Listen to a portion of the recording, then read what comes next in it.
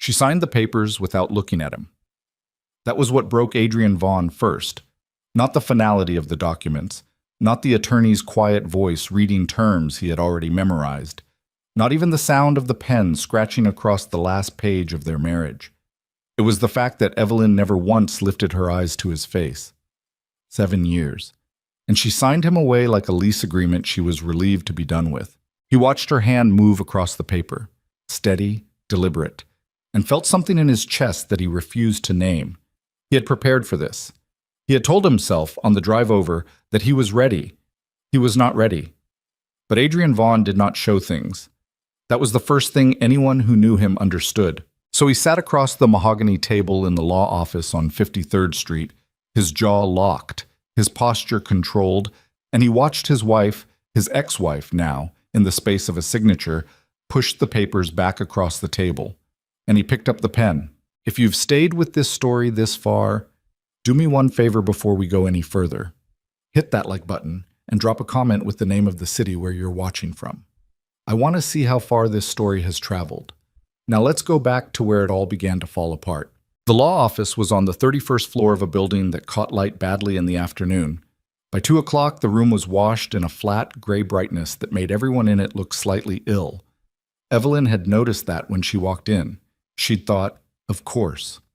Of course the room where she ended her marriage would have unflattering lighting and a water pitcher no one touched and a paralegal in the corner who kept glancing at her watch. There were 4 people in the room. Evelyn, Adrian, Margaret Hollis, Evelyn's attorney, who had the particular gift of looking both compassionate and entirely unbothered at the same time, and a man named Gerald Pierce, who represented Adrian and who had not once, in the 3 months of proceedings, made eye contact with Evelyn. She didn't take it personally. She suspected Gerald Pierce simply did not look at things he considered already resolved. The final documents had been couriered over that morning. Both attorneys had reviewed them the previous week. There was nothing left to negotiate. The apartment in Manhattan would be sold. The house in Connecticut, Adrian's really, purchased before their marriage, would remain his. The investment accounts had been divided. There was no dispute about property because Evelyn had stopped fighting about property around the time she stopped fighting about everything else. She had asked for very little. Margaret had pushed back on that more than once in the privacy of their consultations. You're entitled to significantly more, Evelyn. And Evelyn had said, I know. I don't want it. What she meant but didn't say was that she wanted to be able to walk out of this marriage without carrying anything that still smelled like him. The papers were thick. 43 pages, which felt obscene for a document whose essential message was, these 2 people are no longer each other's problem. But Gerald Pierce had insisted on comprehensiveness, and Margaret had matched him paragraph for paragraph, and so there were 43 pages describing the dissolution of what had once been, in a hotel room in Rome on a Tuesday night in October, the most alive Evelyn had ever felt in her adult life. She read every page, not because she expected surprises, but because she needed to do it. She needed to sit with each clause and feel its weight and let herself understand fully that this was real. Adrian sat across from her and did not speak. She was aware of him the way you are aware of a fire in a room, not looking directly at it, but conscious of its heat, its presence, the way it altered the air around it. He was wearing a dark blue suit, no tie, which was how he dressed when he wanted to appear approachable without sacrificing authority. She knew his wardrobe the way she knew the sound of his car in the driveway. She knew every deliberate choice he made about how he presented himself to the world. After 7 years, she could read his performance like a familiar script. What she could not read, had never been able to read, was what was underneath it. She reached the last page. She read it twice. Then she picked up the pen that Margaret had placed near her right hand, and she signed her name. Evelyn Marie Carter. She had gone back to Carter 3 weeks ago, legally, before any of this was finalized, because she needed to do at least one thing first. She needed to stop being Evelyn Vaughn before she was ready to stop being his wife.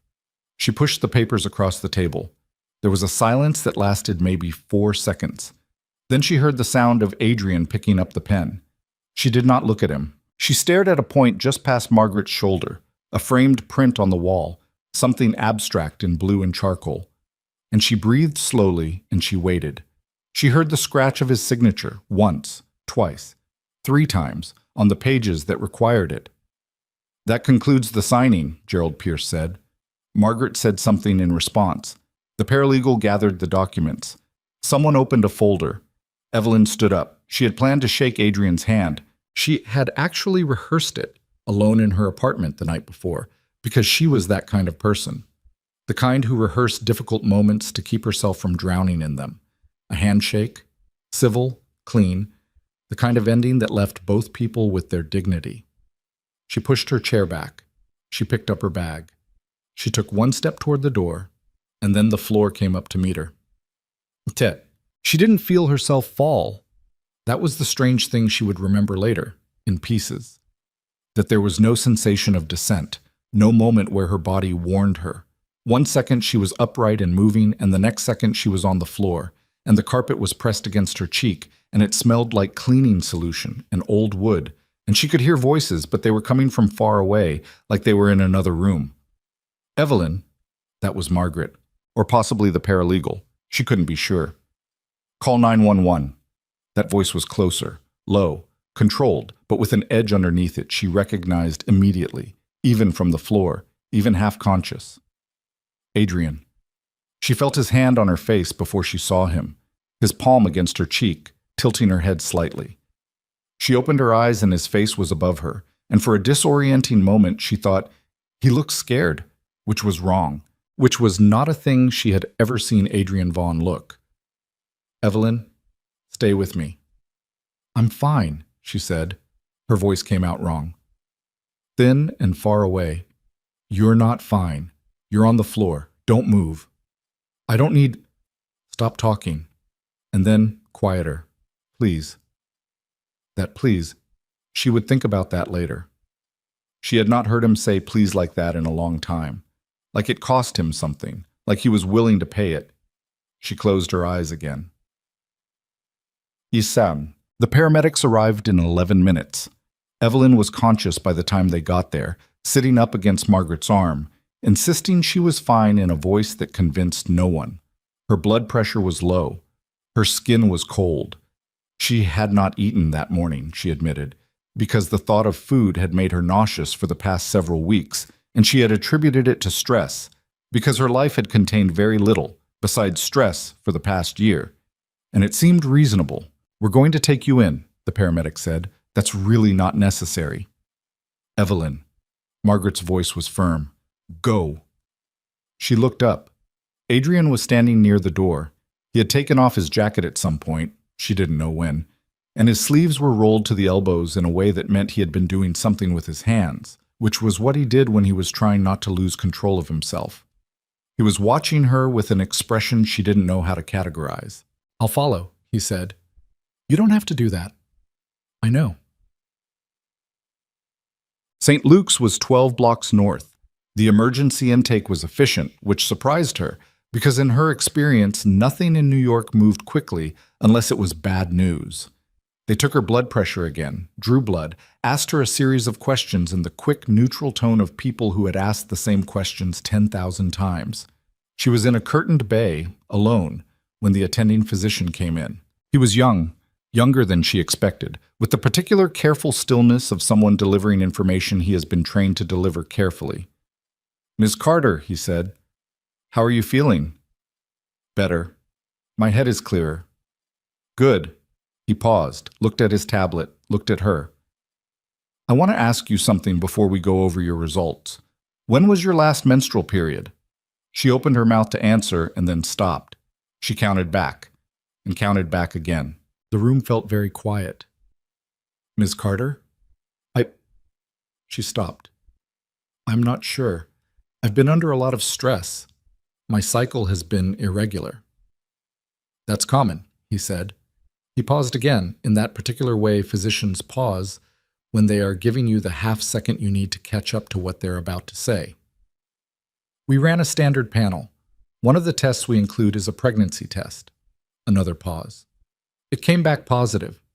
She heard the words. She understood them individually. Together they refused to arrange themselves into meaning. "That's—" She stopped. "That has to be an error." It's possible for tests to give false results, he said, but it's uncommon. We'd like to do a confirmatory blood draw and, if you're willing, an ultrasound. Given that you fainted and your blood pressure is low, we want to make sure we understand what's happening. She nodded. She wasn't sure she had chosen to nod. Her body just did it. Is there someone in the waiting room we should speak to? A family member or... No, she said. Then, yes, there might be someone. She paused. Don't tell him anything yet. The ultrasound was performed 40 minutes later in a room that was too cold and smelled faintly of antiseptic and the particular silence of serious things. The technician was a woman named Rosa, who had kind eyes and said very little, which Evelyn was grateful for. When the image appeared on the screen, Evelyn turned her head to look at it. She didn't know what she expected to feel. What she felt was something that had no clean name, a slow, enormous thing moving through her chest, like a tide coming in. There was a shape on the screen, small, unmistakable. A rapid flutter that Rosa pointed to and said, "That's the heartbeat, strong." "How far along?" Evelyn asked. Her voice was very quiet. "Based on measurements, approximately 12 weeks, possibly 13. Rosa glanced at her. "I'll have the doctor confirm." 12 weeks. Evelyn lay in that cold room and did the math she did not want to do. 12 weeks ago was February. February was the month Adrian had shown up at her apartment, the one she'd been renting since September after she moved out, because she'd left a scarf at the house in Connecticut and he'd driven an hour and a half to return it. And she had looked at him standing in her doorway with her scarf in his hand, and she had known it wasn't about the scarf. And she had let him in anyway, because she was tired and because it had been raining and because some part of her that she was not proud of was not done with him yet, even when the rest of her was.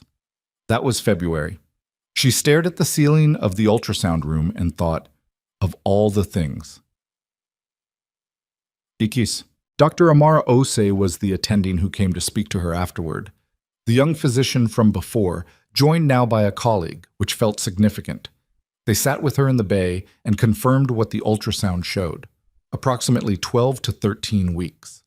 The fainting episode was consistent with low blood pressure in early pregnancy, compounded by inadequate nutrition and elevated stress. The baby appeared, from initial scans, to be developing normally.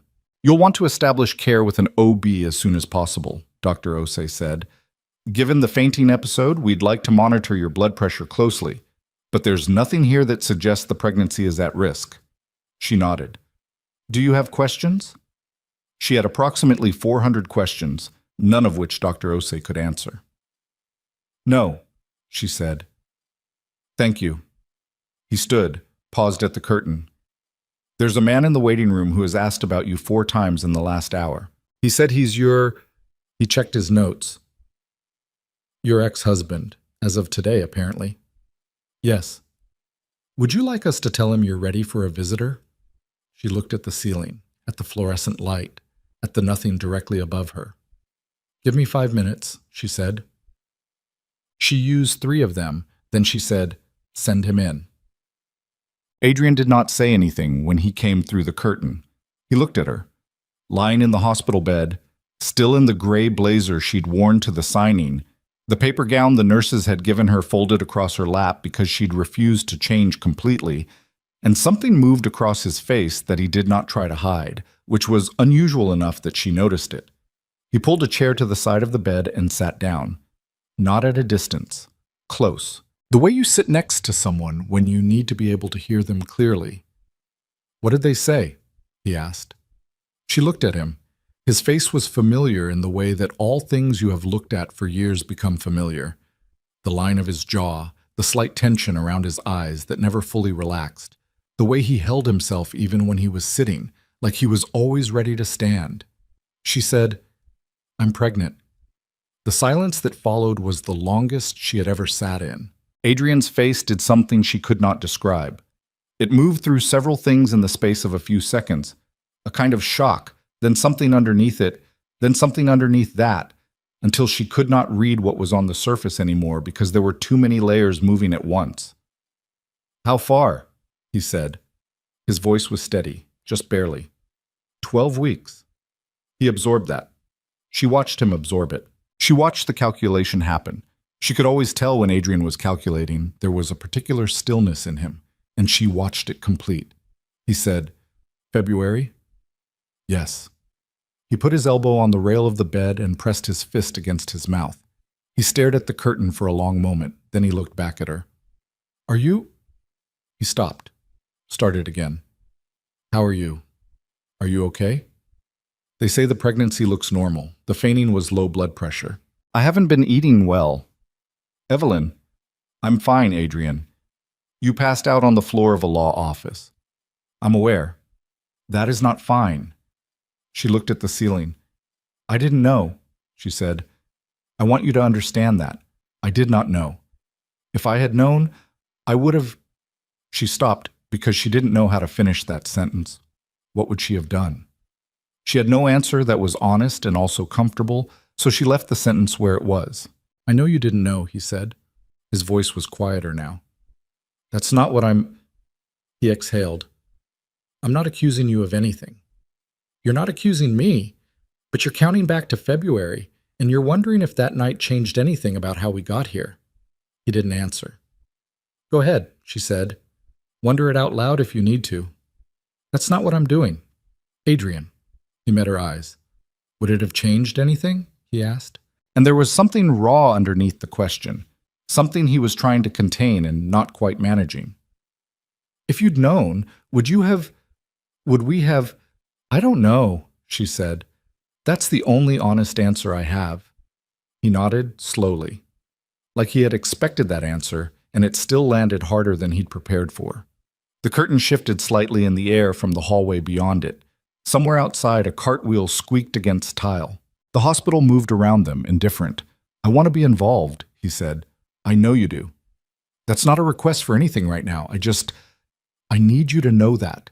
She looked at him, at the man she had spent 7 years with, at the man she had learned to love, and then learned to fear, and then learned to grieve, and then signed away on 43 pieces of paper an hour and a half ago, at the man who had driven 90 minutes in February to return a scarf, and she had let him in, and now she was lying in a hospital bed with 12 weeks of consequence between them.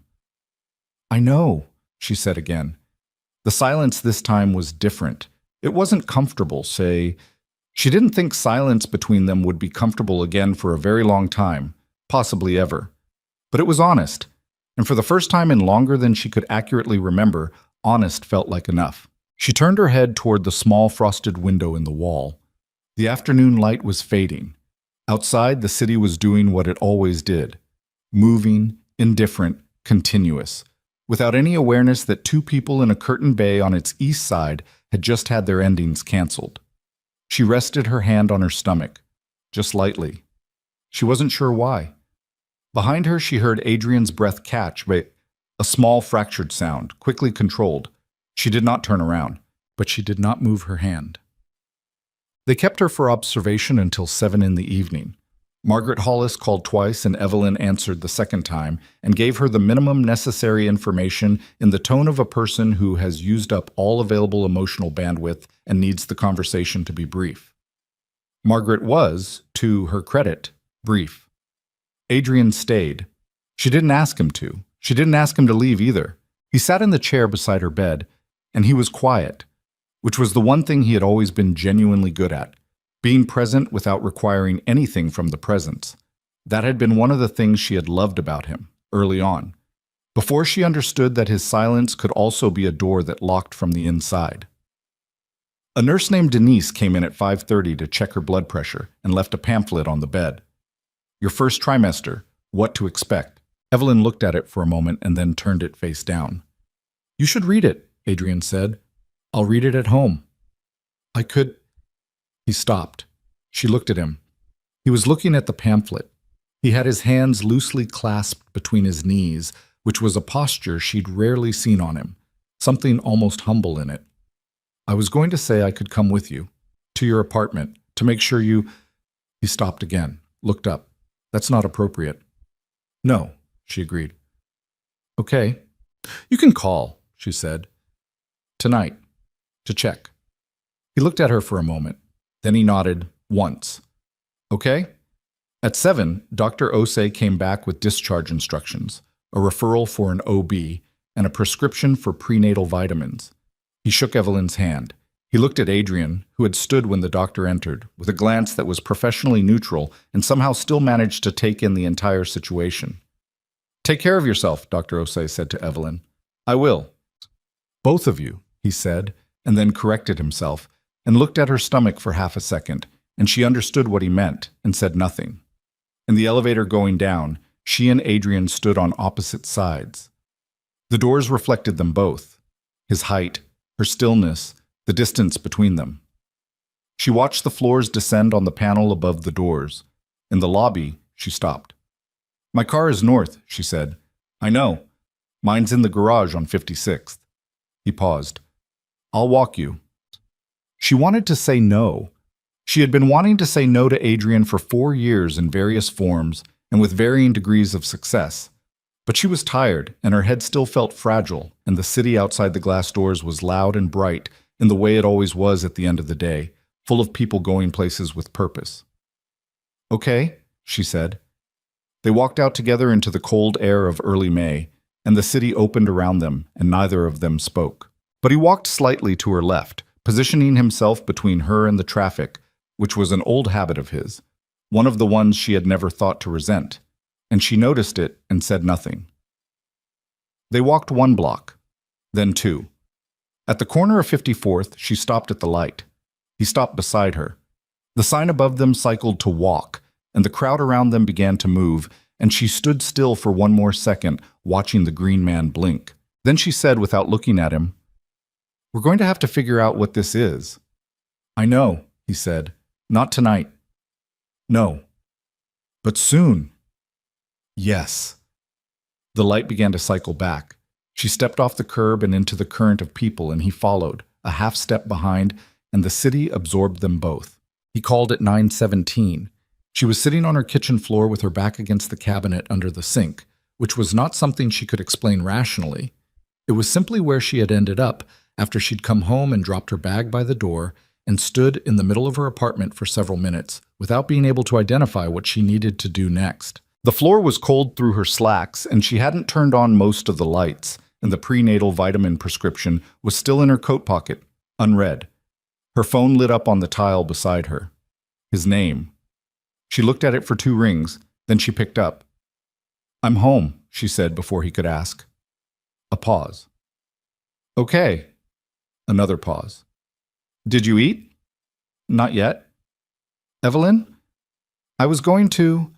She leaned her head back against the cabinet. "I just sat down for a minute." "What did you eat today?" "Before." She thought about it. Coffee at 6 in the morning, half a piece of toast that she'd thrown away because the smell of the butter had turned her stomach. Nothing after that. "Enough," she said. He didn't respond immediately, which meant he didn't believe her. She could read his silences the way other people read faces. "I'm going to order something," she said. "I'll eat. You don't have to worry about that part." "I'm not." He stopped, tried again. "I'm going to worry about it. That's not something I can turn off." She didn't argue with that. It was true, and they both knew it, and the complicated thing about Adrian's worrying was that it was real. It had always been real. It was just that the line between concern and control was one he had never been able to see clearly, and neither of them had understood that for a very long time. "I have the name of an OB," she said, "from the referral. I'll call in the morning." "Good. I'll send you the appointment information when I have it." "You don't have to." "Adrian." She closed her eyes. "I know what this is. I know what you're trying not to ask for. I'm telling you I'll send you the information because it's the right thing to do, not because you pushed for it." A long quiet. "Okay," he said finally. "Thank you." "Go home," she said. "Get some sleep. We'll figure out the rest later."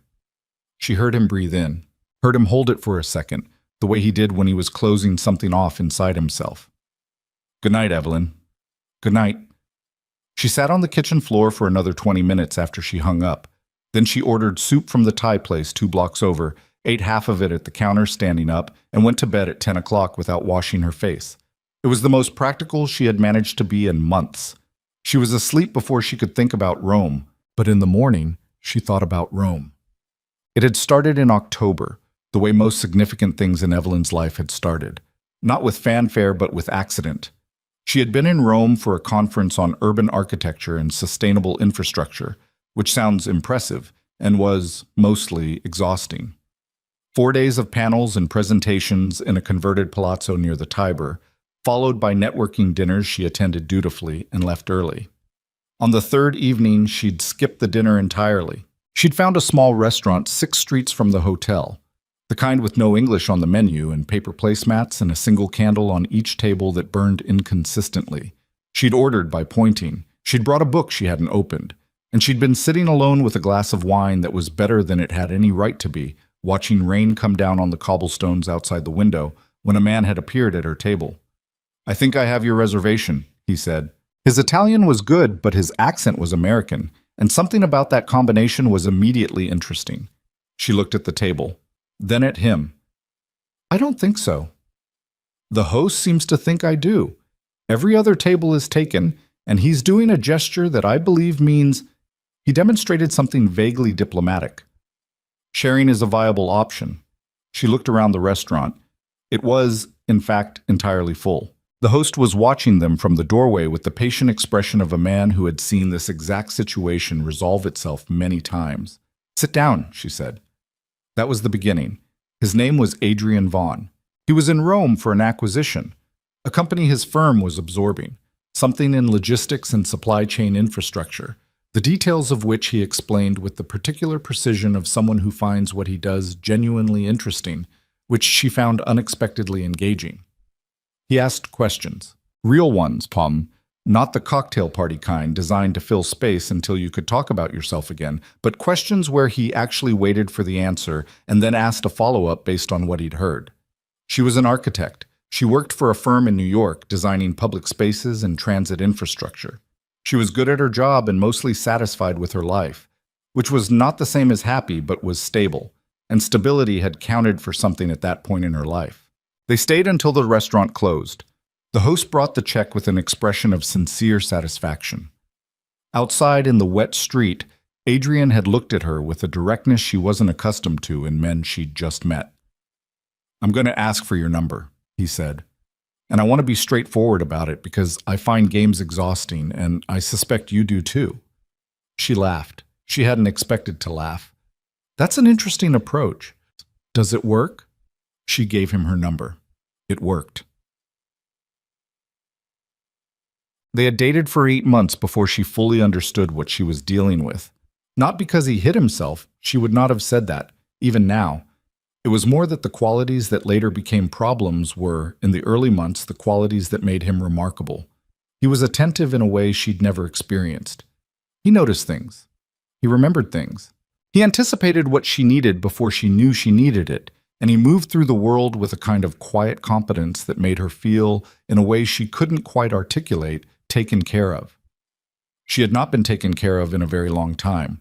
Her mother was dead and her father was distant, and her late 20s had been largely a project in self-sufficiency. Adrian's attention was at first like water in a dry place. She understood the problem later.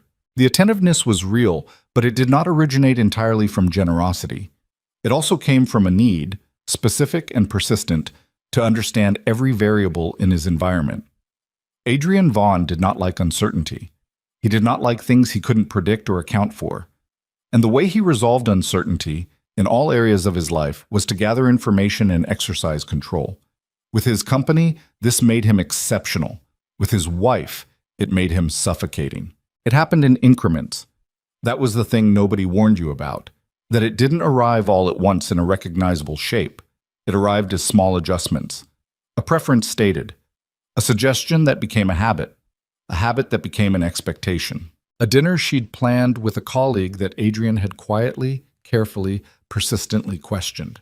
Not the dinner itself, never anything that direct, but the colleague, the restaurant, her being out on that particular evening. Had she mentioned it earlier? Was she sure it wasn't too far? He could come pick her up after. She canceled the dinner, not because he asked her to, because it was easier than the questions. That was the first one. There were others. By the time she fully understood the pattern, she had been inside it for 3 years, and it had the texture of her ordinary life. She had quit the firm. Adrian had expressed, with great care and no ultimatum, that he worried about her hours, her stress levels, the commute, the travel, and she was working freelance from their apartment, which meant she was home when he came home, which meant he always knew where she was. She had a small group of friends who had quietly contracted over time, because maintaining friendships required the kind of energy and spontaneity that was hard to sustain in an environment where her social engagements were always, somehow, subject to review. She had stopped wearing the red dress because he had said once, 2 years earlier, that it seemed like it was drawing attention she might not want, and somehow she had absorbed that sentence and let it rearrange her. She had disappeared into the life he had built, and not noticed it happening until it was already done. The moment she understood, fully, with clarity and without the softening lens of love that had blurred everything for so long, came in the middle of a Tuesday in March. She was sitting at her desk, working on plans for a transit shelter redesign she'd been commissioned for, a project she genuinely liked, and her phone buzzed. A text from her friend Nina, who she hadn't seen in 4 months. "Coffee this week?" She had typed, "I'll check with Adrian," and stared at those 4 words, and felt something shift under her sternum like a plate moving. She hadn't deleted the message. She'd sat with it for 10 minutes, and then she'd typed to Nina, "Yes, Wednesday at 2. I'll meet you." She did not check with Adrian. She did not tell Adrian until that evening, and she watched the particular micro-expressions that moved across his face, the slight tightening, the controlled blink, the smile that appeared to make the tightening acceptable. And she understood that she had made an error according to a set of rules she had not agreed to, and yet had somehow been following for years. She had gone to coffee with Nina. She had come home. Adrian had not said anything about it. But for the rest of that week, something in the atmosphere of their apartment was different, cooler, more careful. A kind of silence that had texture. She started keeping notes after that. Not dramatic notes. She wasn't looking to build a case. She was simply trying to see the pattern clearly, the way you look at something from a different angle to understand its actual shape. And once she started looking at it clearly, she couldn't stop. 6 months later, she asked for a divorce. "Ba?" Adrian had not argued. That surprised her. She had prepared for argument, had rehearsed multiple versions of the conversation in her head, anticipated objections, mapped out how she would hold her ground. Instead, he had sat very still for a long time and then said, "Is there anything I can do?" "No," she said. "No, Adrian."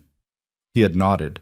He had accepted it with the same controlled stillness with which he accepted everything, and that in itself broke something in her because she had wanted, she could admit this only to herself, some evidence that he had understood the weight of what was being said. Some crack in the composure. Some evidence that the years had cost him something. But that was not who he was. He contained himself. He always had. She hired Margaret Hollis. He hired Gerald Pierce. And they had spent the next 10 months negotiating, in the polite and catastrophically expensive language of attorneys, the terms under which 2 people who had once shared everything would share nothing. The OB appointment was 2 weeks after the hospital discharge. Dr. Rachel Ewan had an office on the Upper East Side and a manner that was direct without being cold, which was the exact balance Evelyn needed and had been prepared to go through multiple referrals to find. She had told her the situation simply. Recently divorced, 12 weeks along, the pregnancy was unplanned. The other parent would be involved. Doctor. Ewan had written notes and not reacted to any of it, which Evelyn deeply appreciated. Blood pressure is better than the ER reading, which is reassuring. Let's talk about what the next several weeks look like. Adrian was in the waiting room. She had told him the appointment time, and he had appeared, punctual, which he always was, in the lobby of the building at 9:48. She had not invited him into the exam room, and he had not asked. He was there when she came out 35 minutes later, sitting in a chair near the window with his phone in his hand, and he looked up when she appeared. "Well?" he asked. "Everything looks good. She wants to see me in 4 weeks. Second trimester ultrasound at 16 weeks. He nodded, then carefully. "Can I come to that one?" She studied him. He looked, she thought, like a man trying very hard not to want something too visibly. "Yes," she said. "You can come to that one." Something moved across his face and was quickly settled. Thank you. They walked out of the building into the April morning, which had turned unexpectedly warm. The street smelled like coffee from the shop on the corner and something green from the park 2 blocks over, and the light was the particular bright clarity of spring before the humidity arrived. Can I buy you breakfast? He asked. She looked at him. This isn't... She stopped. I don't want you to think that attending appointments means I know what it means, he said. I'm asking if you've eaten breakfast because you have a documented tendency to skip meals and you're growing a person. And there's a diner on 82nd that I know you like because we went there twice and you said the eggs were the best you'd had in New York. She looked at him for a long moment. He was telling the truth about the diner, about why he was asking. She could tell when Adrian was maneuvering, and this wasn't it. This was something simpler. A man who noticed what people needed and could not, even now, stop noticing. Fine, she said, but I'm paying for myself. Obviously. The diner was half full on a Wednesday morning, populated by the usual mix of retirees and people with irregular work schedules, and a group of what appeared to be Columbia students doing the kind of studying that mostly consists of talking. They got a booth in the back. Evelyn ordered eggs and toast and orange juice, and Adrian ordered coffee and the same eggs because he had never been particularly inventive about breakfast, which was one of the small things she actually missed about living with him. He was a good cook for dinner, patient with complicated things, but breakfast he had always treated as purely functional, coffee and whatever was closest. How are you sleeping? He asked. Badly, which is apparently normal in the first trimester. What does it feel like, the nausea? She looked up from her orange juice. Are you asking because you're curious or because you think there's something you can do about it? He considered this. Both, mostly the first one. It's not always nausea. Sometimes it's just that things smell wrong, like someone has adjusted the calibration on every smell in my environment by about 15% and nothing sits right. She paused. The coffee in this diner, for example, smells fine right now. Last week, the smell of my neighbor's coffee through the wall made me have to leave my apartment. I could get decaf. Your coffee is fine, Adrian. I'm not going to manage your coffee. He wrapped his hands around the mug and didn't say anything for a moment. Then, I've been reading. About? Pregnancy, first trimester, what to expect from he paused, from the other person's perspective. She looked at him. You've been reading pregnancy books? Articles, mostly. One book. I ordered it 2 days after the hospital. She did not know what to do with this information. She filed it somewhere and moved on. And? I understand I'm going to be peripheral for a lot of this, physically. I can't be the one it's happening to. I'm just trying to understand it so I can be... He stopped. Useful, without being too much, she said. Yes. The eggs arrived. She put hot sauce on hers and he watched her do it and didn't say anything, which 2 years ago he would have commented on because he had a thing about hot sauce before noon, which she had always found slightly absurd and which had become, like many slightly absurd things, a point of quiet friction. She noticed that he didn't say anything. She noticed that she noticed. I want to ask you something, she said, and I need you to answer it honestly. Okay. Do you understand why I left?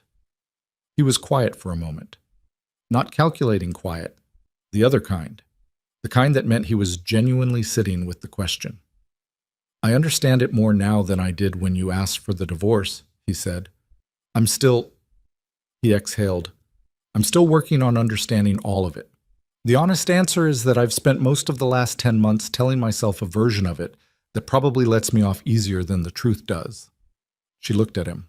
That's the most honest thing you've said to me in years. He winced slightly. Not dramatically, barely perceptible, but it was there. I know. I didn't leave because I stopped loving you. She said it carefully, like something that needed to be placed precisely. I left because I was disappearing inside the life you had us living, and I didn't know how to stop it while I was still in it. And the most painful part was that you never meant to do it. I know you never meant to do it. That's not... He stopped. That's not a defense. No, it's not. Evelyn.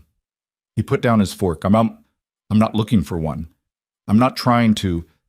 I'm not sitting here because I think I can convince you that I've fixed something in 2 weeks. I know I haven't. I know I don't even fully understand what's broken." He paused. "I'm sitting here because we're having a baby and I want to figure out what that means, and I didn't want to do it over the phone." She looked at the table, at her eggs, at the small pool of hot sauce on the side of the plate. "Okay," she said. "Okay? We figure it out." She picked up her fork. "Not all at once, not today.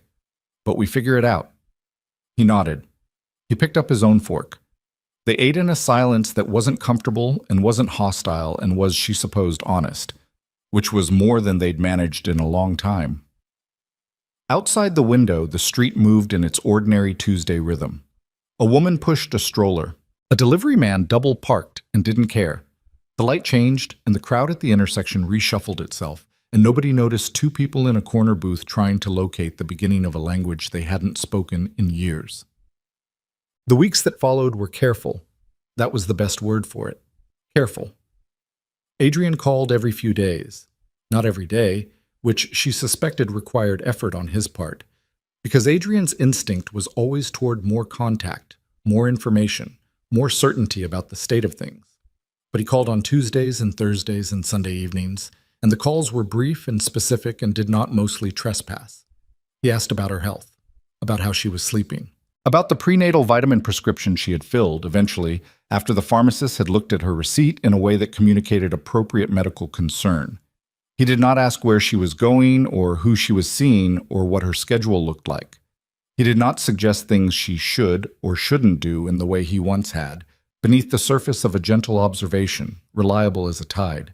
She noticed the effort. She didn't thank him for it, because she wasn't sure that thanking someone for not controlling you was something she was willing to do. But she noticed. Nina noticed too, in the way that friends who have known you a long time notice things before you name them. "You seem less," Nina had started to say, sitting across from Evelyn at the coffee shop on Bleecker they'd reclaimed as theirs over the past several months, since Evelyn had moved to the apartment 6 blocks from it. "I don't know," Les braced. "That's a strange thing to say. You've been braced since before you filed, like you were constantly waiting for something to hit you." Nina cupped her hands around her latte.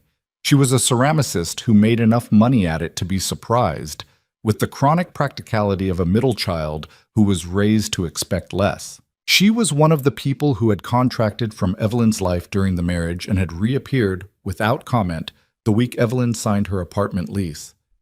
Is it the pregnancy, or is it him? Both, probably. "Are you two?" "No," Evelyn said. "We're not anything. We're co-parenting something that isn't born yet and trying not to make it worse than it has to be." Nina looked at her with the particular expression that meant she had an opinion and was deciding whether it was wanted. Evelyn shook her head slightly. Nina drank her latte. "I'm not saying it's wrong," Nina said eventually. "I'm just saying be careful with what you let be provisional." Evelyn turned that sentence over in her head for several days without arriving at an answer she liked. At 16 weeks, they went to the ultrasound together. The technician, different from Rosa, a man this time, efficient and pleasant in the way of people who perform joyful procedures 40 times a week, and have found a sustainable relationship with that joy. Moved the wand across her abdomen, and the image appeared on the screen, and this time it was different. Not the small flicker of 12 weeks, but something unmistakably formed. A profile. A nose. A hand. The technician pointed to it, a fist curled near the face. "Moving a lot," the technician said. "Active baby." Evelyn stared at the screen. She heard Adrian, in the chair beside her, very quietly say nothing at all. She didn't look at him. She was looking at the image. But she heard the nothing, and inside it she could hear the precise quality of his stillness. Not controlled stillness, not the performative composure she knew so well. Something else, the stillness of someone who has been struck. "Do you want to know the sex?" the technician asked. She looked at Adrian. He was looking at the screen. She could see the side of his face, the set of his jaw, the way his hands were on his knees, perfectly still, like he didn't trust what they might do if he let them move. "Do you?" she asked him. He looked at her. His eyes were... She looked away before she could finish that thought. "Whatever you want," he said. "I asked you." That he was quiet for a second. Yes, he said. I want to know. She looked at the technician. Tell us. It's a boy, the technician said. The room was very quiet. Then Adrian said so quietly she almost didn't catch it. A boy. She didn't say anything. She looked at the screen, at the profile, at the curled hand. Outside, after, they stood on the sidewalk in the yellow-gray light of a city afternoon. She had the printed ultrasound image in a small envelope the technician had given her. Adrian had his hands in his pockets. A boy, he said again, like he needed to say it again to believe it. A boy, she agreed. He looked at her. There was something on his face that she had never seen there in 7 years of marriage. An openness, unguarded and unperformed, that made him look briefly like someone she didn't fully know. Younger, maybe. More breakable. I don't know how to do this right, he said. I need you to know that I know that. Knowing it is different from doing it differently, she said. I know that too. She looked at him for a long moment. We have about 23 weeks to figure out what differently looks like, she said. We should probably start. He nodded. He pulled his hands out of his pockets and looked at them briefly, like he was checking they were still there. Then he looked back at her. Can I see the picture? She opened the envelope and handed it to him. He took it and held it and looked at it in the way you look at things that rearrange you without your permission. She watched him look at it. She let him have the moment without filling it. After a while, he handed it back. Thank you, he said. And she understood, from the way he said it, that he was not just thanking her for the photograph. She put it back in the envelope. She tucked it into her bag. Come on, she said. I need to eat. He fell into step beside her, and they walked south in the early afternoon, and the city moved around them the same as it always had, indifferent and continuous, and between them something that had no name yet moved too, careful and fragile, and not yet sure of its own weight. The trouble started, as trouble often does, on an ordinary evening. It was 6 weeks later. She was 22 weeks along, visibly pregnant now, the kind of obvious that strangers acknowledged on the subway with glances and offered seats. She had been having a good stretch. The nausea had largely lifted, as doctor Ewan had said it would, and she was sleeping better. And she had gone back to her freelance work with the transit shelter project and found, to her relief, that her mind was still there, still capable of the spatial thinking and precision that architecture required, still able to hold a full structural problem and turn it. She had met Daniel Ashby for coffee. Daniel was an architect she had known since graduate school. They had studied under the same thesis advisor, overlapped for 2 years, and maintained the easy friendship of people who respect each other's work and have no unresolved history. He was in New York for a project consultation and had texted her 3 days earlier. Heard you're back in the city properly. Coffee? I want to pick your brain about the transit design work. She had said yes without thinking about it, because there was no reason to think about it. They met at a cafe near her apartment on a Thursday afternoon. Daniel was the same as he had always been, tall, slightly disheveled in the way of people whose minds are always partly elsewhere, genuinely interested in her work, funny in a way that made conversation easy without requiring anything from her. They talked for an hour and a half about design methodology and city planning and the transit shelter project in a conference he thought she should submit to in the spring. He congratulated her on the pregnancy with the uncomplicated warmth of an old friend and moved on without belaboring it. She walked home in the late afternoon feeling, for the first time in a long time, like a professional person whose professional life was resuming. She had not told Adrian about the coffee, not because she was hiding it. She told herself this later, and believed it because it was true. She had not told him because she did not think of it as something that required telling. It was coffee with an old colleague. It was the kind of thing that should require no announcement, no context, no explanation. She did not account for the fact that Adrian walked past the cafe. He was there, she found out later, for a meeting at a building 2 blocks over.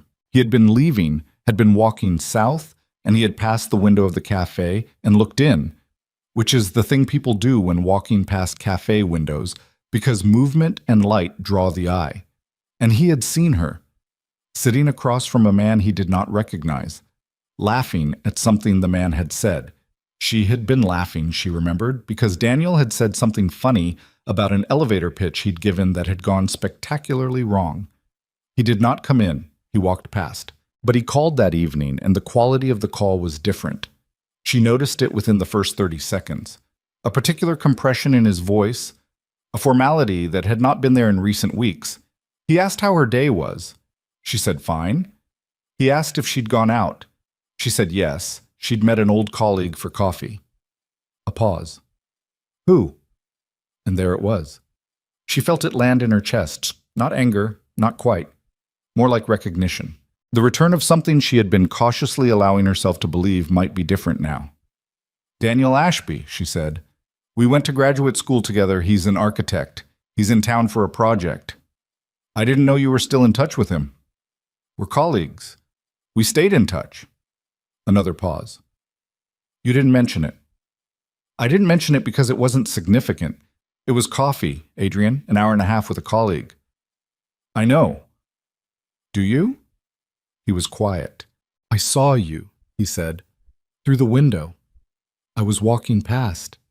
She closed her eyes. Then you saw me having coffee with a colleague. You were laughing. I was having a conversation. Yes, I laughed. Evelyn, stop. She kept her voice flat, because if she let any heat into it, it would become a fight, and she did not have the energy for a fight. Stop right there. Listen to what you're doing. Silence. You saw me through a window with someone you didn't recognize, and now you're calling me and asking why I didn't tell you about it. That's what you're doing. That is the thing you are doing right now. He didn't answer. I told you about the coffee, she said. When you asked how my day was, I told you I met a colleague. And the first thing you asked was who. Not how was it, not what did you talk about, who. And then when I told you, you said you didn't know I was still in touch with him, which is not a neutral statement, Adrian. It's a question about why you didn't know, which is a question about whether I should have told you, which is the same thing it always was. That's not... He stopped. She could hear him working through his answer. I'm not trying to... I know you're not trying to. I know, but you are. She stopped. She sat down on her couch. She was suddenly exhausted in a way that went deeper than physical. I can't do this, she said. I cannot be back here, in this conversation, with this dynamic. I just cannot. Evelyn, I need you not to call me tonight, she said. I need some time. A long silence. Then, okay. She hung up and sat in her apartment in the gathering dark and felt the particular grief of someone who had hoped for something and has been reminded, gently and thoroughly, that hope is not the same as change. She turned off the lamp. She sat in the dark for a while. She thought about the ultrasound image on her refrigerator, the profile, the curled fist, and she thought about Daniel Ashby saying he's going to be a handful. Look at that, when she showed it to him, and laughing, and how simple that had been. She thought about the fact that she was 22 weeks pregnant and legally divorced and living alone, and the person who was supposed to be figuring out how to be different had looked in a cafe window and managed, in one phone call, to be exactly the same. She did not call Adrian back. In the morning, she called Nina. He did the thing, she said when Nina picked up. Nina didn't ask which thing. Okay, she said. Come over. Evelyn got her coat. Nina lived in a third-floor walk-up in Carroll Hill that smelled permanently of clay and linseed oil, and on good days, whatever she was testing in the small convection oven she used for glaze experiments.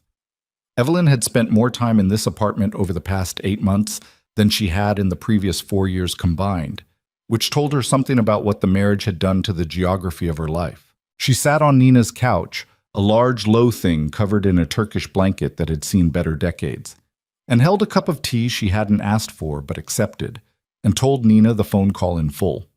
Nina listened the way she always listened, without filling the silences or rushing toward the conclusion. When Evelyn finished, Nina turned her mug in her hands and looked at the middle distance for a moment. What did you feel when you hung up? Nina asked. Tired, Evelyn said. Just tired. Not angry? I was angry for about 4 minutes. Then the anger ran out, and there was just tired underneath it. That's worse than angry, Nina said. I know. They sat with that for a moment. Outside Nina's window, a garbage truck was working its way down the block. The sound of it, Hydraulic, mechanical, ordinary. Filled the silence and then faded. The thing that kills me, Evelyn said, is that I was prepared. I went in knowing who he is. I knew that rebuilding trust was supposed to take time, and that he wasn't going to be different overnight. I told myself all of that. She stopped. And then he looked through a window and made one phone call, and I felt like I was right back in the apartment on Park Avenue, running through the list of things I hadn't told him fast enough. "You're not back there," Nina said. "I know. Your name is Carter. You live 6 blocks from here. He cannot get into your apartment." "I know that, Nina. I'm just saying it out loud because sometimes it helps to hear it said out loud." Evelyn looked at her tea. It was chamomile. Nina always gave her chamomile in situations like this, on the theory that anything with caffeine would make the feelings louder. "What do I do?" she asked. "What do you want to do?" "I want to know if it's possible for a person to actually change, or if we just keep performing change until the circumstances get difficult enough to show us who we still are." Nina was quiet for a moment. "That's a real question." "I know it's a real question. I'm asking you." "I don't know," Nina said. "I think some things change and some things don't. I think the question of which is the one you're actually trying to answer." Evelyn leaned her head back against the couch. She was 22 weeks pregnant, and it had begun, in the past few weeks, to be physically apparent in a way that changed how she inhabited her own body. A shift in her center of gravity, a heaviness in the evenings, a persistent awareness of the small weight moving inside her that was sometimes wonder and sometimes terror and sometimes just fact. She pressed her palm flat against the side of her stomach, which she did now without thinking, the way you reach for a lamp switch in a dark room you've memorized. "He felt something when he saw that ultrasound," she said. "I know he did. It wasn't performed. I've watched Adrian perform emotion for 7 years, and I know the difference." "I believe you. But feeling something and being someone different are not the same thing." "No," Nina agreed. "They're not." Evelyn closed her eyes. The baby moved. A flutter, low and unmistakable, which she had learned to recognize in the past 3 weeks as distinct from everything else her body did. She stayed still for a moment, feeling it. "I'm not going back to him," she said. It wasn't a decision so much as a statement of something she'd already known. That's not what I'm debating. I'm trying to figure out what 23 more weeks of this looks like, what the next year looks like, what it means to raise a child with someone you love and are afraid of and cannot fully trust." Nina looked at her. "You said love." "I know I said love." She opened her eyes. "That's always been the problem." Whooped. She didn't call Adrian for 4 days. He didn't call her either. She noticed that the absence of the calls, which in past weeks had come reliably on Tuesday, Thursday, Sunday. Tuesday passed with nothing, Thursday the same. She didn't know if the silence meant he was exercising restraint or if it meant something had shifted, and she found that she couldn't tell from the inside which she preferred. On the 5th day, she texted him, "I have a checkup on Monday." 10 a.m., Dr. Ewan's office. "You don't have to come," he replied 4 minutes later. "I'll be there." She put her phone face down and went back to work. The appointment was a routine one: blood pressure, weight, fundal height, the 24-week blood work panel. Dr. Ewan moved through it with her usual efficient warmth, asked about sleep and symptoms and whether the heartburn had started yet, and Evelyn answered in the clipped, competent way she managed medical appointments when she wanted to feel in control of something. Adrian was in the waiting room again when she came out. He stood when he saw her. They walked out together. On the sidewalk, he stopped. She stopped beside him. "I owe you an apology," he said. She waited. "What I did? The phone call. I know what it was. I'm not going to dress it up or explain it in a way that's supposed to make you understand why it was reasonable, because it wasn't. I looked through a window and I didn't like what I felt. And instead of sitting with that feeling alone, I brought it to you. I made it your problem." He paused. "That was wrong." She looked at him. He was not asking her to say anything. He was not waiting for absolution. He had the look of someone who had spent 4 days with something they wished they could put down and had accepted that they couldn't. "Thank you," she said. I'm not asking you to move past it. I'm just saying I know. I hear you. He nodded. They started walking, not together with intention, just both of them moving south because that was the direction of the subway. The morning had the clean, sharp quality of early June. The sky a high blue, the heat not yet arrived, the trees on the block just past full green. After half a block, she said, "You need to talk to someone." "I know." "Not me. A professional. You need to actually understand what the pattern is, and you can't get there on your own because you've been inside it too long." "I've been thinking about that," he said. Since he stopped. "Since the coffee. Since I heard myself on that phone call. I've been going back over it and trying to understand where it comes from, the impulse, and I keep hitting the same wall." A pause. "I don't like what's on the other side of the wall." "That's usually how you know the wall needs to come down," she said. He didn't respond. They reached the corner and the light was red and they stopped. Around them the city churned in its morning rhythm. A bus, a cyclist cursing at a cab, a woman with a stroller navigating the gap between a construction barrier and a parked car. "His name is Marcus Webb," Adrian said. "He came recommended by someone I trust. I have an appointment on Wednesday." She looked at him. "Already?" "I made it Thursday, after the calls I didn't make." She didn't say anything for a moment. The light changed. They crossed. "Good," she said when they reached the other side. "That's good, Adrian." He looked straight ahead. "It doesn't fix anything." "No, but it's a start." They walked another half block without speaking. Then she said, "I'm not running from this. The co-parenting. I want to be clear about that. Even when I need space, I'm here. He's yours too." "I know that." He stopped walking. She stopped too. "Thank you," he said. His voice was different, something compressed underneath it, held back with visible effort. "I know you didn't have to, but I didn't have to do any of this gracefully," she said. "But I'm trying, and I need you to try too, not just the therapy. I need you to try the whole thing. The sitting with discomfort, the not asking who, the letting me have an afternoon without it being information you need." "I know. I need you to actually know it, not just say it." He looked at her. "I know," he said again. And this time it was different, quieter, more careful, the word carrying its own weight.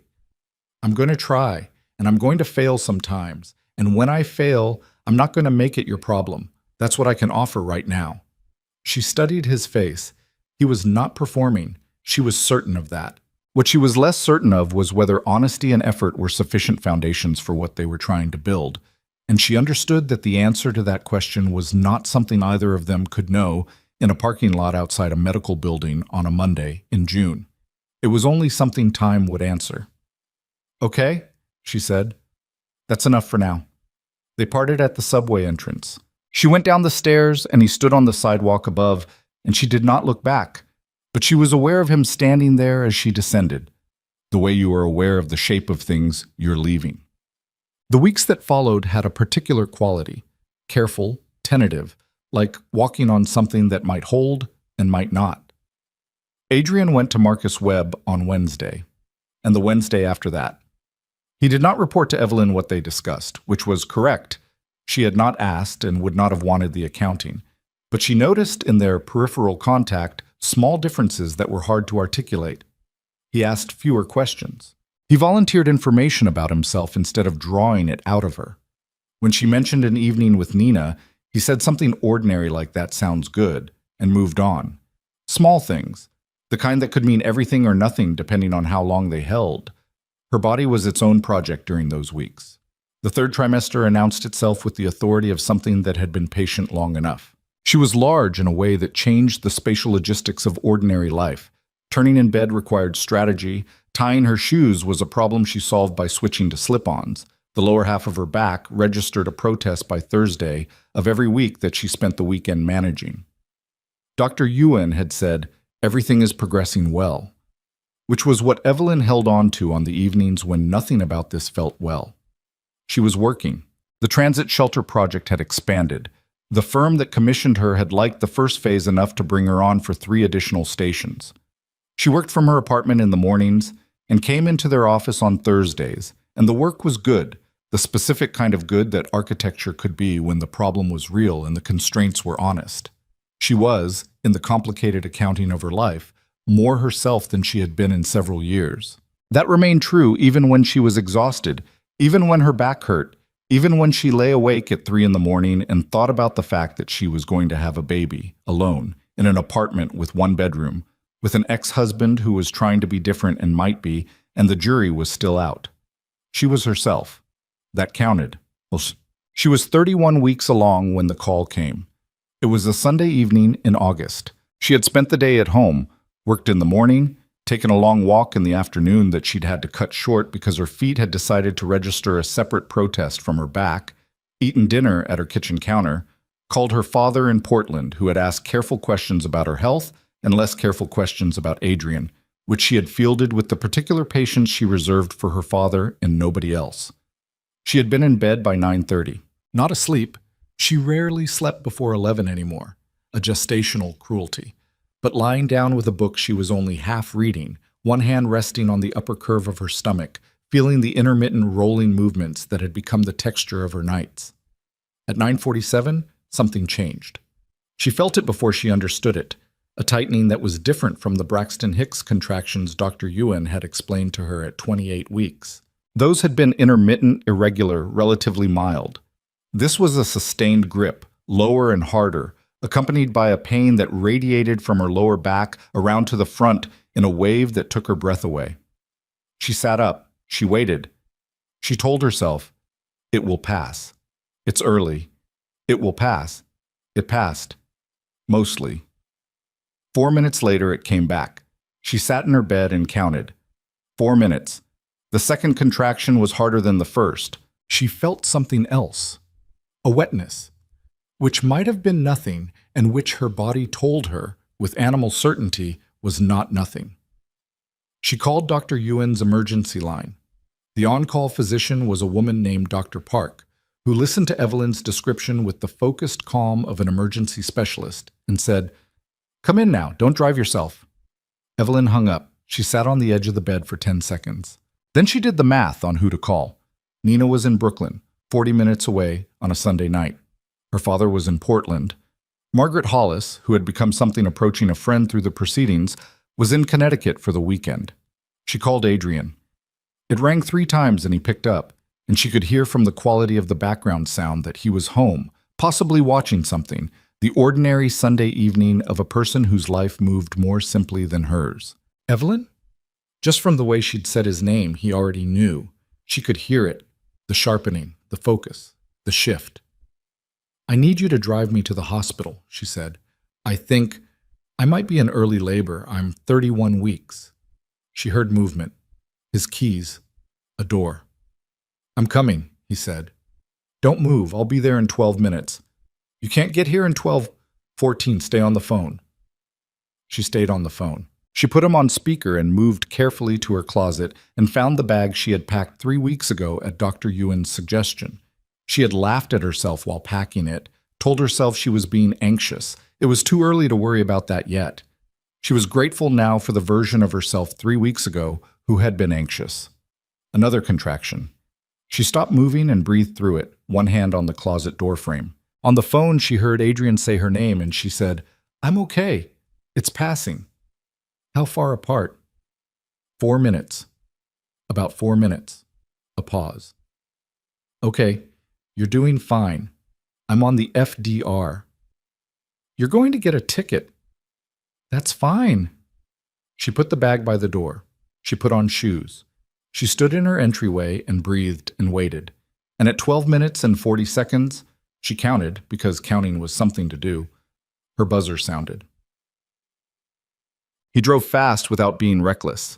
She was aware of this, aware of him managing the speed and the lights and the turns with a precision that was, in the moment, exactly what the situation required. He had asked her 2 questions when she got in the car. How are you and how far apart are they now?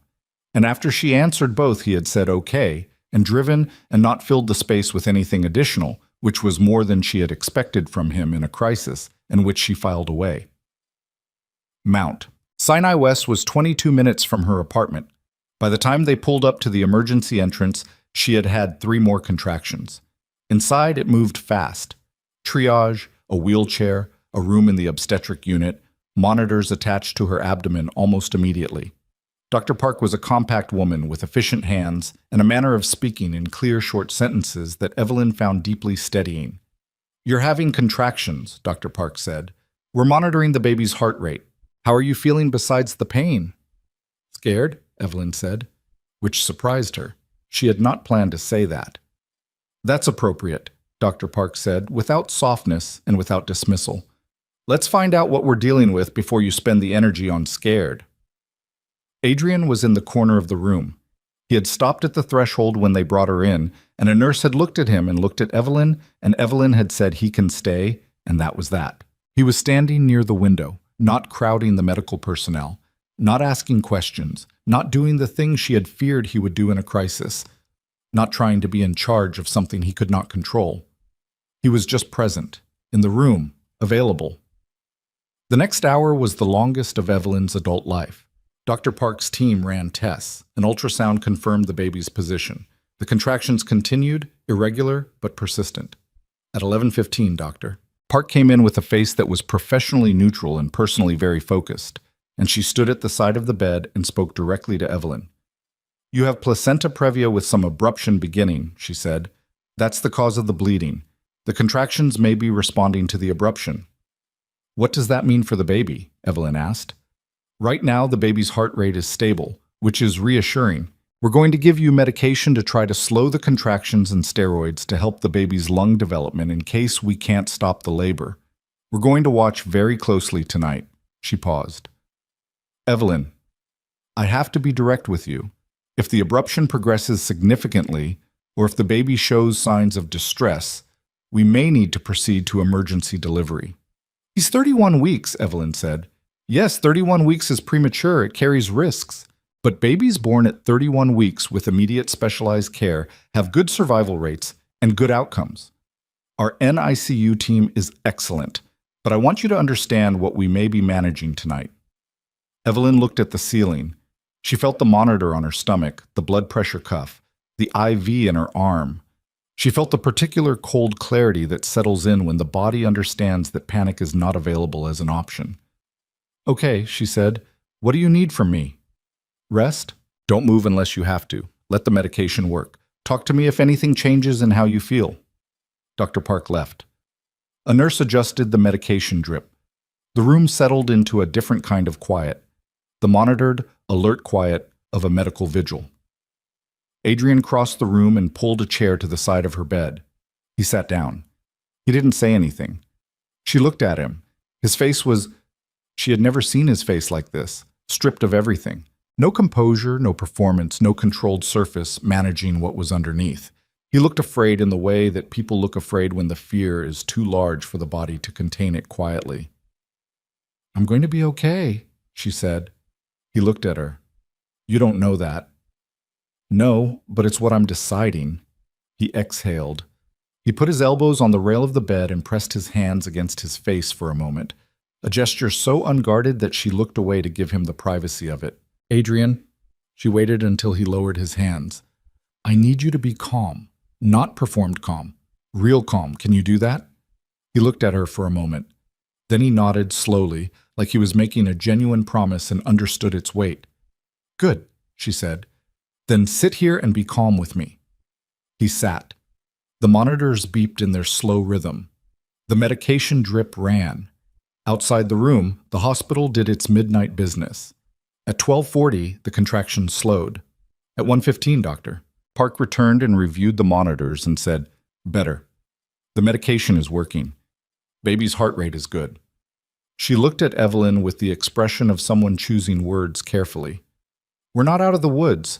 I want you here for at least 48 hours of monitoring, but this is a better picture than an hour ago." "Thank you," Evelyn said. "Try to sleep." Dr. Park glanced at Adrian. "Both of you." She left. The quiet returned, softer this time, the specific texture of a crisis that has been stepped back from, but not resolved. Evelyn closed her eyes. She was exhausted in a way that went below ordinary tired, into something cellular and absolute. She lay still and let the monitors tell their slow story and tried to breathe evenly.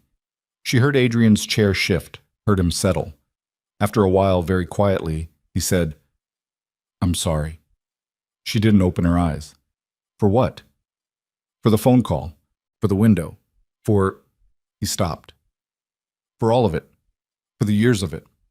I know an apology is not the right container for what I'm trying to say, but I need you to know that sitting here tonight and not being able to do a single thing, not one thing that actually matters, is the first time I have fully understood what I did to you. A pause. What it feels like. To be in a situation and have no control over the outcome. She lay still. She considered that. That's how I felt, she said. For years. Not about crises. Just Tuesdays. Just ordinary life. I know. His voice was barely above a whisper. I know that now. In my body. Not just in my head where I could argue with it. She opened her eyes. The ceiling was the ordinary ceiling of a hospital room. Acoustic tile, a fluorescent strip turned to its lowest setting, the small red light of a smoke detector in the corner. Marcus Webb, she said. Is he helping? He's making it worse before it helps. Which he said would happen. A pause. He asked me why I needed to know where everyone was. What I was afraid would happen if I didn't, and I gave him all the practical answers, and he waded through all of them, and then he asked what I was actually afraid of. A pause. That was a harder conversation. What did you say? Quiet for a moment. I said I was afraid that if I wasn't watching, things would leave. People would leave. He paused. That they already wanted to, and I was the only thing keeping it from happening. She was still. She listened. He asked me where that started, and I started talking about the company, about business, about accountability and performance, and he let me do that for about 5 minutes, and then he said very calmly that he didn't think we were talking about the company anymore. Another pause. We weren't. She turned her head toward him. He was looking at the monitors, not at her, which made it easier for him to say what he was saying. She understood. Your mother, she said. It wasn't a question. She had known it, in the way that you know the shape of a thing without having its name for years. He looked at her. Something moved across his face and was absorbed. Yeah, he said, just that. She had never met Adrian's mother, who had died 2 years before they met. A long illness, the details of which Adrian had conveyed in the flat, efficient way he discussed things that cost him. She had known, in a general sense, that the relationship had been complicated. She had not known, because he had never told her, the specifics of what complicated meant. She had not pushed, because Adrian did not respond well to pushing, and somewhere in those years she had stopped pushing on most things. You should have told me that, she said. I know. Not to excuse it, but I should have known what I was dealing with. I know, he said again. I didn't have the language for it. I'm not sure I understood it was a thing I was dealing with until someone made me look at it directly. She looked at him in the low light, at the man who had sat across from her in a law office 4 months ago and watched her sign papers with an expression she couldn't read, at the man who had appeared at her hospital bedside that same evening and said, I want to be involved with a simplicity that she had not been able to dismiss, no matter how much a part of her had wanted to, at the man who had, tonight, driven 14 minutes in 12 and stood in the corner of this room and not tried to take charge of a single thing that wasn't his to take. She was not ready to call that enough. She wasn't ready to call it anything. She was 31 weeks pregnant, in a hospital bed with a monitoring device measuring her son's heartbeat. And the next 24 hours were what they were. And the future was not a place she had the bandwidth to examine tonight. But she looked at him. She let herself look at him. Go get a coffee, she said. From the machine in the hall. Bring me a water. He stood. You should be sleeping. I'll sleep when you get back. Go. He went. She heard his footsteps in the corridor, steady and receding. She turned her head toward the monitor and watched the line trace its rhythm. The baby's heartbeat, steady, persistent, 31 weeks old, and already working hard at the business of being alive. She put her hand on her stomach. She felt a small movement in return, or thought she did, the baby responding to the pressure, or just moving on his own schedule, indifferent to the drama of the evening. Hang on, she said very quietly. Just hang on. The monitor beeped. The hospital breathed around her. Down the hall, she heard the sound of a vending machine dispensing something. When Adrian came back, she was still awake. He handed her the water and sat back down in the chair beside her bed, and he held his coffee in both hands and looked at the monitors, and she looked at the ceiling. "Tell me about your mother," she said. He looked at her. "Not all of it," she said. "Just something. Something true." He was quiet for a long moment. Then he began to speak, and his voice was low and careful. And she closed her eyes and listened, and the monitors kept their steady count, and the night moved around them in the way nights in hospitals move, slowly, attended with all the weight of what is being watched over. 48 hours later, she was discharged. The contractions had not returned. The abruption had not progressed. Dr. Yuen, who took over her care at Monday morning rounds, had been precise and unsentimental. This can happen again. You need to reduce physical stress significantly. You need to be seen twice weekly from here on out. And you need someone with you who can get you here quickly if it does. She had looked at Adrian, who was in the chair that had become, over 48 hours, the chair where he lived. He had barely left the room except for coffee and the brief, humiliating hygiene trips that hospitals made necessary. He had met her eyes. He hadn't said anything. He didn't have to. On the drive home, she sat in the passenger seat with her hands in her lap and watched the city go past. It was Tuesday morning, late summer, the city loud and hot, and completely indifferent to the fact that she had spent 2 days inside a version of her life she had not previously been able to imagine. "You should stay," she said. She said it to the window, not to him. He didn't answer immediately. "At your place," she said. "Your apartment's 20 minutes from mine. You can—" Dr. Yuen said someone needs to be reachable. You were reachable. 12 minutes, apparently, even with traffic. 14, he said. "Right." She paused. "I'm not asking you to move back in. I'm not asking for anything to change. I'm asking you to be available, geographically." "I've been in my apartment," he said quietly. "I never went anywhere." She looked at him. He was watching the road. "I know," she said. "I know you didn't." She turned back to the window. The FDR moved below them, the river flat and gray beside it. The city assembled itself around them in its ordinary way, enormous and unconcerned. She was going home. The baby was still where he was supposed to be. The next 9 weeks were unwritten. She put her hand against the window, feeling the city's warmth through the glass. She thought about a restaurant in Rome with paper placemats, and a man who asked questions and actually listened to the answers. She thought about 7 years. She thought about a phone call at 9:17 and a window and a coffee shop and 43 pages and a floor. She thought about a chair in the corner of a hospital room, occupied every time she opened her eyes. She did not say any of this out loud. She kept it where it was. But she stopped looking at the window, and she looked at his hands on the wheel instead, and she kept looking for a long time, and he didn't say anything, and neither did she. She didn't ask him to come inside when they got back to her apartment. He pulled up to the curb and put the car in park, and she sat in the passenger seat for a moment with her bag in her lap, not moving, looking at the entrance to her building as though she was making a calculation. He didn't fill the silence. That was new enough that she still noticed it, the way he had learned or was learning to wait. "Thank you," she said, "for the last 2 days. You don't have to thank me for that." "I know I don't have to." She opened the door. "I'm choosing to." She got out slowly, one hand on the door frame, because 31 weeks and 2 days in a hospital bed had made her body feel provisional in a way she didn't like.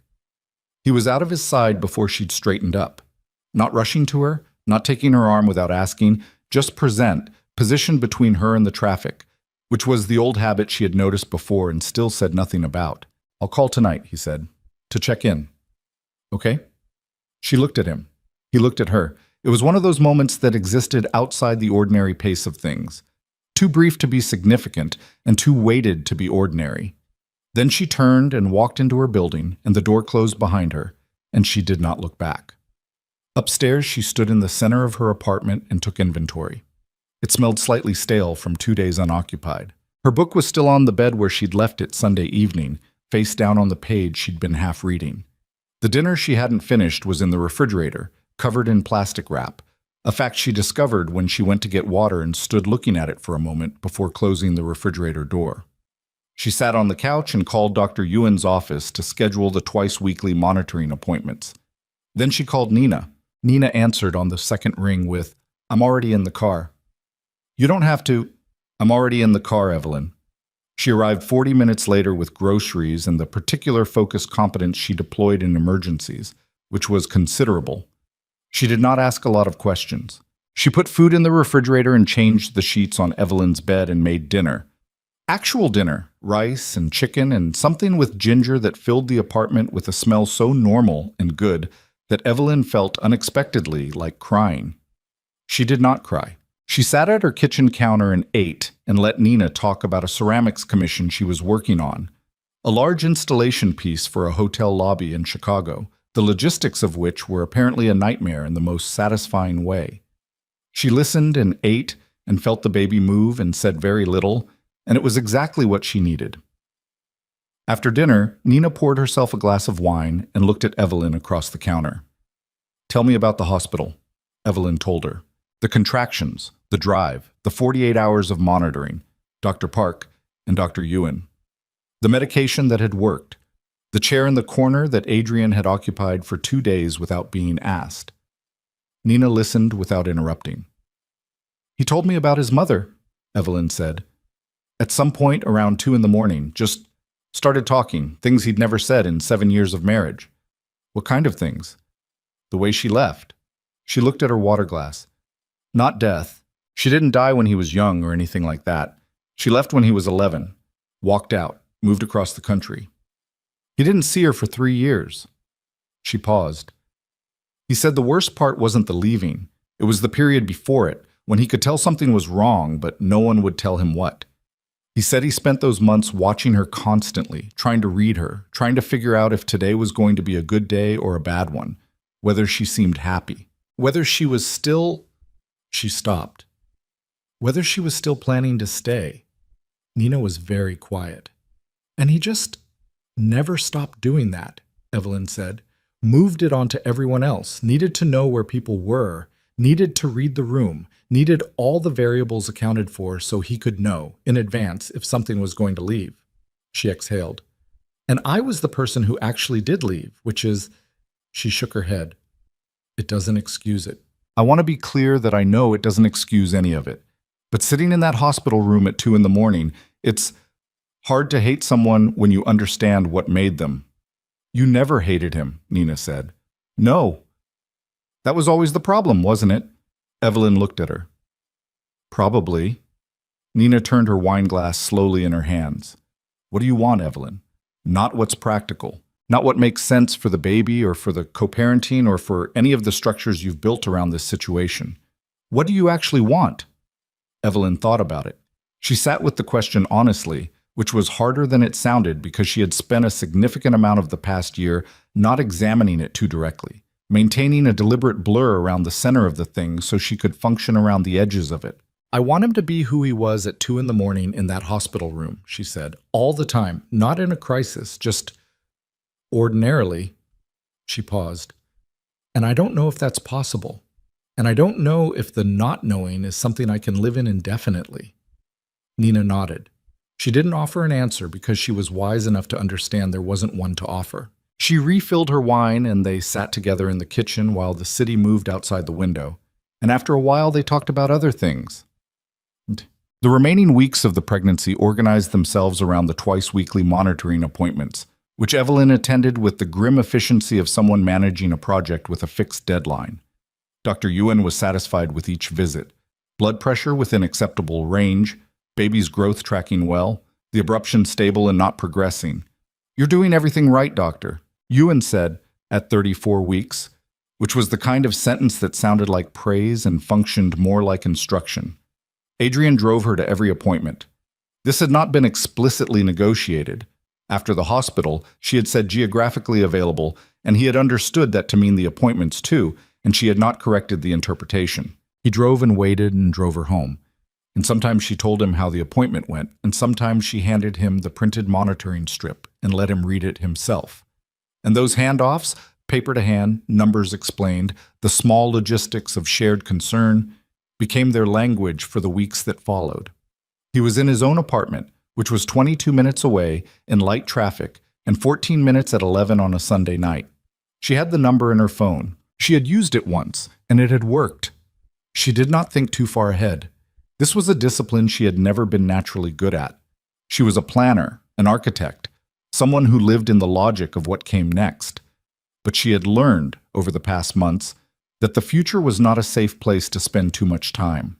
The future contained things she could not yet answer for. The present had appointments and monitoring strips and ginger tea and Nina's Tuesday check-in calls and the transit shelter project, which she had continued working on from home with the quiet, focused pleasure of someone who needs at least one thing to be uncomplicated.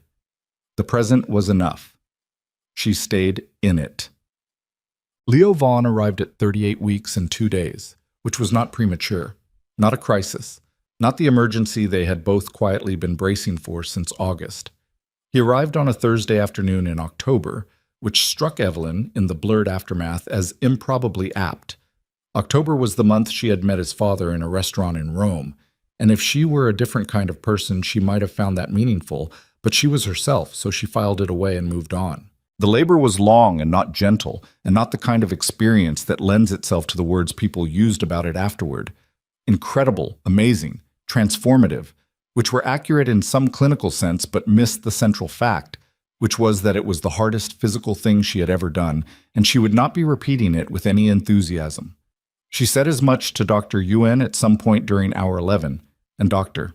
Yuen had said, without looking up, "You can tell me that again in a year," which was not the empathy Evelyn was looking for, but was probably honest. Adrian was there. She had told him, 6 weeks earlier, that she wanted him in the room, and she had said it with the flatness of someone stating a logistical preference rather than making an emotional gesture, which was the only way she could say it without overcomplicating it. He had said okay in the same register. They were good, sometimes, at matching each other's register. He was not what she expected in the delivery room. She had expected him to try to manage the situation, to ask the nurses questions, to reference things he had read, to have an opinion about the fetal monitor placement. He did none of that.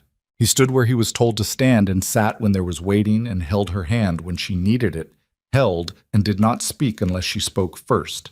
And when she said at hour 9 that she needed him to stop looking at her so intently because she felt like a situation he was trying to solve, he said, "Okay," and looked at the wall, and she almost laughed, which she had not expected to do. Leo arrived at 4:47 in the afternoon, and the sound he made was the most immediate thing Evelyn had ever experienced. More present than pain, more present than exhaustion, more present than anything. Small and furious, and entirely himself. The nurse put him on her chest. She felt the weight of him, specific and real, and she looked at his face, red and compressed and ferociously unhappy about the transition he had just been required to make. And something in her rearranged itself in a way that was permanent and non-negotiable. She looked up. Adrian was standing at her shoulder, looking at Leo, and his face was... She looked at his face and understood something she hadn't had language for before. Not tenderness exactly, though that was there. Not awe, though that was there too. It was the face of someone encountering something they have no existing category for, something that doesn't fit inside any of the structures they have built to organize their experience of the world. He reached out one hand, very slowly, and touched Leo's head, just the tips of his fingers, barely making contact, as though afraid of disturbing something fragile. "Hey," he said, very quietly. "To the baby." Just that. Evelyn looked down at Leo. She felt Adrian's hand brush her shoulder as he pulled it back. She did not say anything. There was nothing adequate to say. The first weeks at home were the kind of education no book fully prepares you for, because no book can adequately convey the specific texture of sustained sleep deprivation in combination with profound love, in combination with a body that is recovering from something enormous. Evelyn had the one-bedroom apartment which she had spent the last 2 months converting, a crib in the corner of her room, a changing table where her reading chair had been, blackout curtains that Nina had helped her hang one Sunday afternoon while Adrian was in his apartment 22 minutes away reading, she later learned, 3 different books about infant development simultaneously. He came every day. She had not asked for that. It had started as every other day, which had seemed reasonable, And then and every other day became the day in between when she had texted him a photo of Leo at 2 in the morning because she was awake anyway, and Leo had done something with his face that she needed another person to witness. And he had called back in 30 seconds, "Is everything okay?" And she had said, "Yes, he just looks like a little old man when he sleeps. Look at him." And Adrian had looked at the photo for a long moment before saying, "He really does," in a voice that sounded like someone trying not to wake something up inside themselves. After that, he came every day. He came in the morning and he held Leo while she showered, which was a transaction of pure practical value that she did not attach additional meaning to or tried not to. He came in the afternoon sometimes and sat in the kitchen while she slept, which she did when Leo slept, in the aggressive and guilt-free way that Dr. Yuen had prescribed. He brought food, not elaborate food, not performances of consideration, but real food, the kind that could be eaten with one hand at 4 in the morning, sandwiches, soup, the good crackers from the place on 9th that she had mentioned once in passing months ago. He did not tell her what to do. He did not suggest she was doing things wrong. He did not hold Leo in a way that implied he thought she was holding Leo incorrectly, which she had been told by Nina, who had been told by her sister, was a thing that could happen and was maddening. He asked. He waited for answers. He acted on what she said, not on what he thought she should have said. She noticed every instance of this. She could not help noticing. After 7 years of the alternative, noticing its absence felt like pressing on a bruise to see if it still hurt, and most days it did hurt, but in a different way than before. Not the deep ache of something ongoing, but the surface tenderness of something healing. She was aware of the difference. She was not yet sure what to do with it. Leo was 6 weeks old when she first clearly saw the man that Adrian was trying to become. It was a Saturday. He had come at 9 in the morning and taken Leo so she could sleep, and she had slept until noon, which was extravagant and necessary. And when she came out of the bedroom, he was sitting in the armchair she'd moved from the living room to the corner near the window, with Leo against his chest, and he was talking. He didn't hear her come out. He was looking at Leo and talking in the low, even voice that adults use with babies, not because they think the babies understand the words, but because the words are a way of being present, a way of saying, "I am here, you are here, and I am paying attention."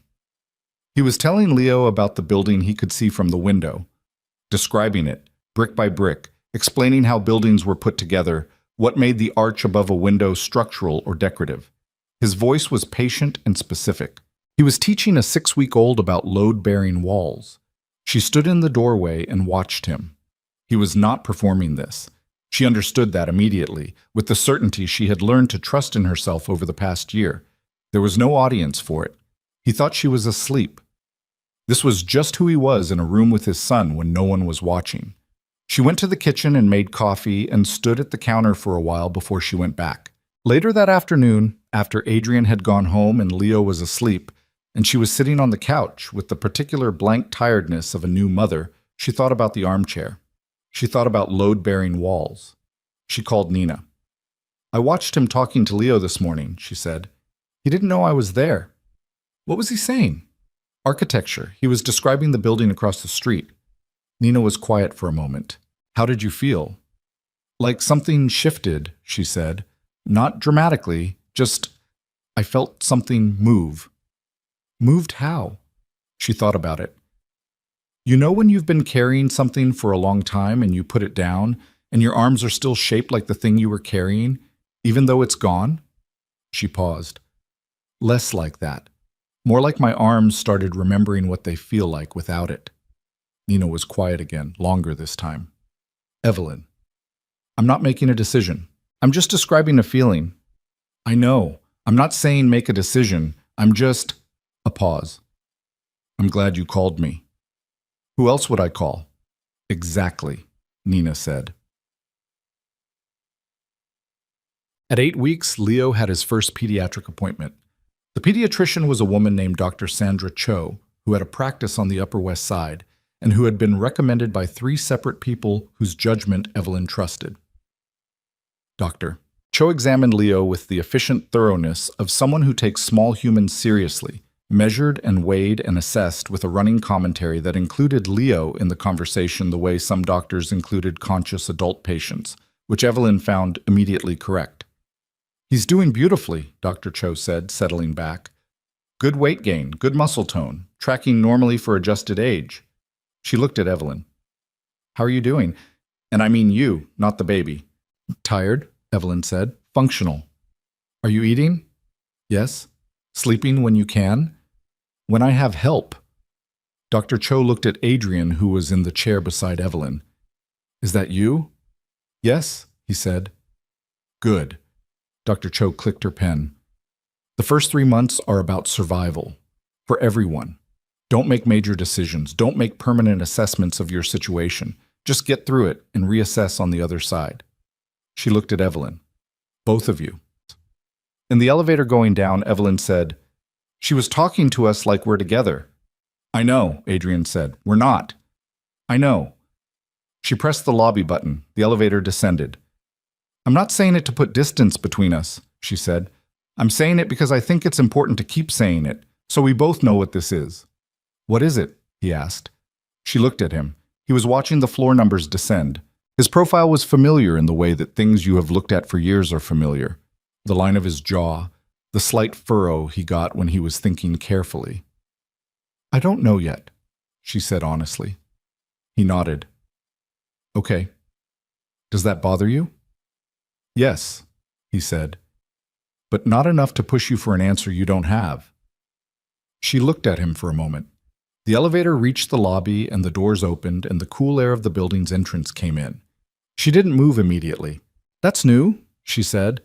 I know, he said. I'm working on making it permanent. She stepped out of the elevator. He followed.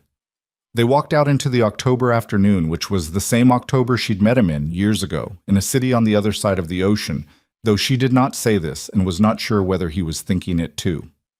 The shape of their days settled into a pattern that was not a relationship and was not a relationship and was, she supposed, its own thing, a thing they had made out of necessity and crisis, and 2 days in a hospital room and a chair in a corner, and which had its own structure even without a name.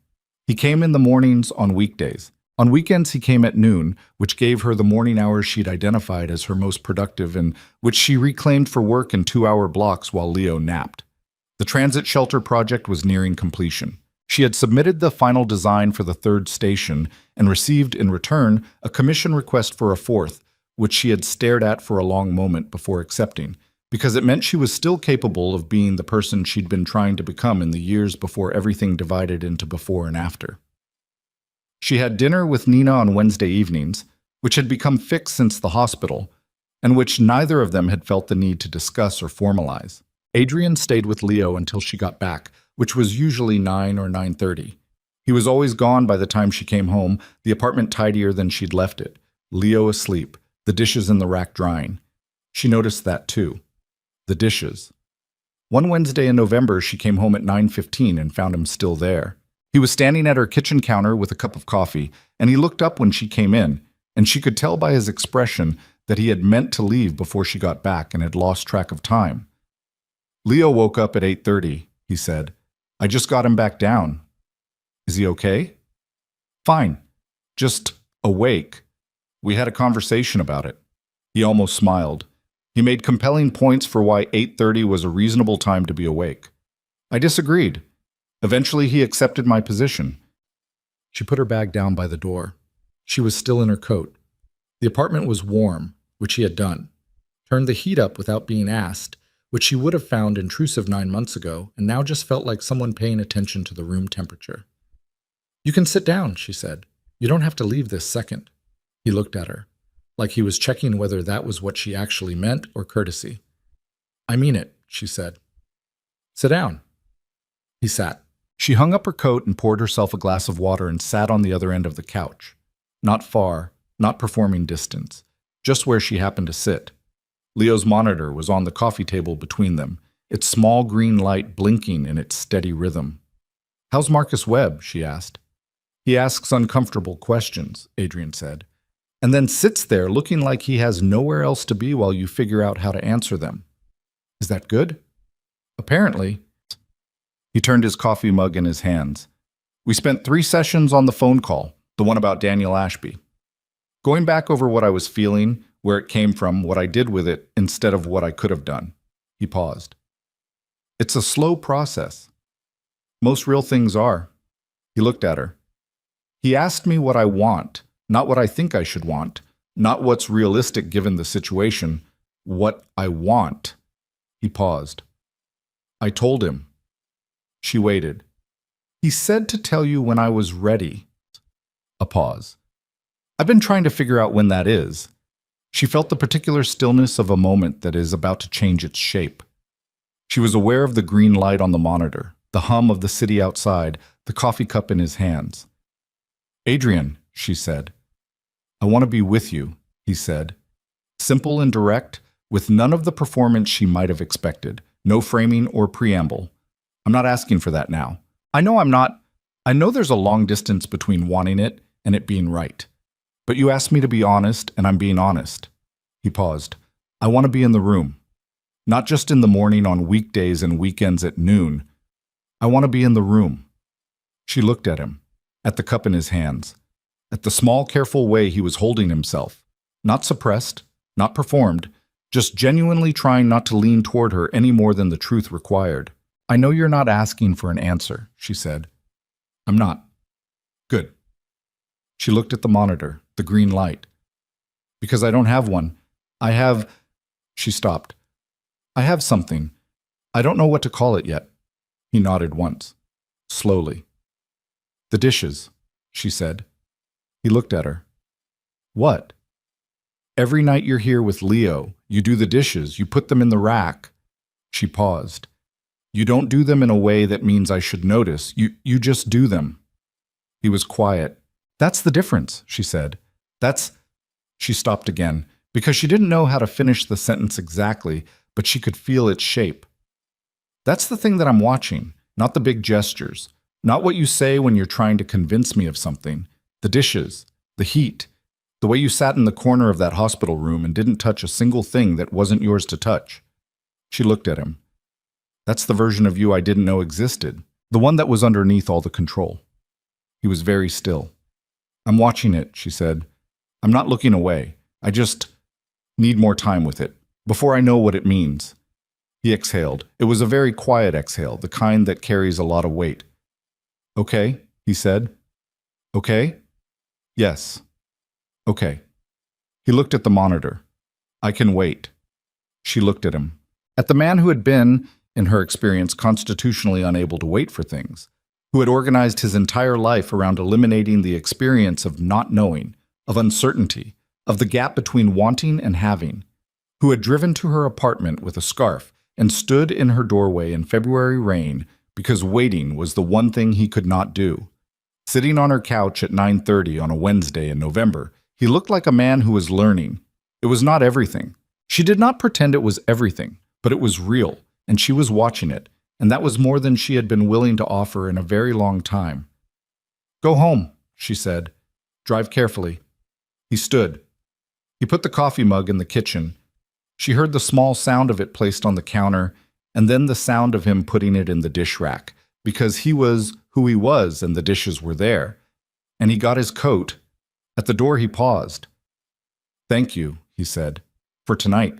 Oh, you did the hard part, she said. I just sat here. He looked at her for a moment with the expression she was beginning to recognize. The open, unperformed one.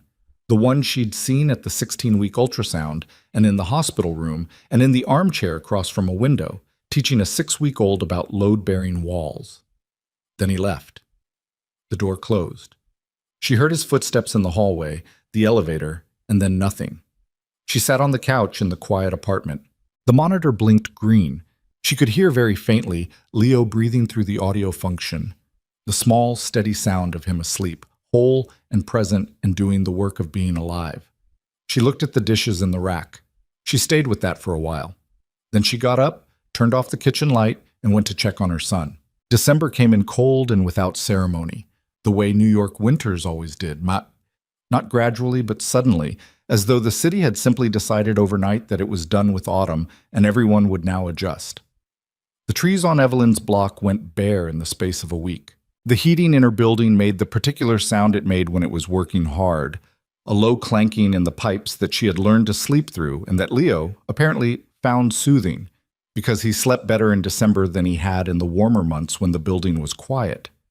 He was 10 weeks old.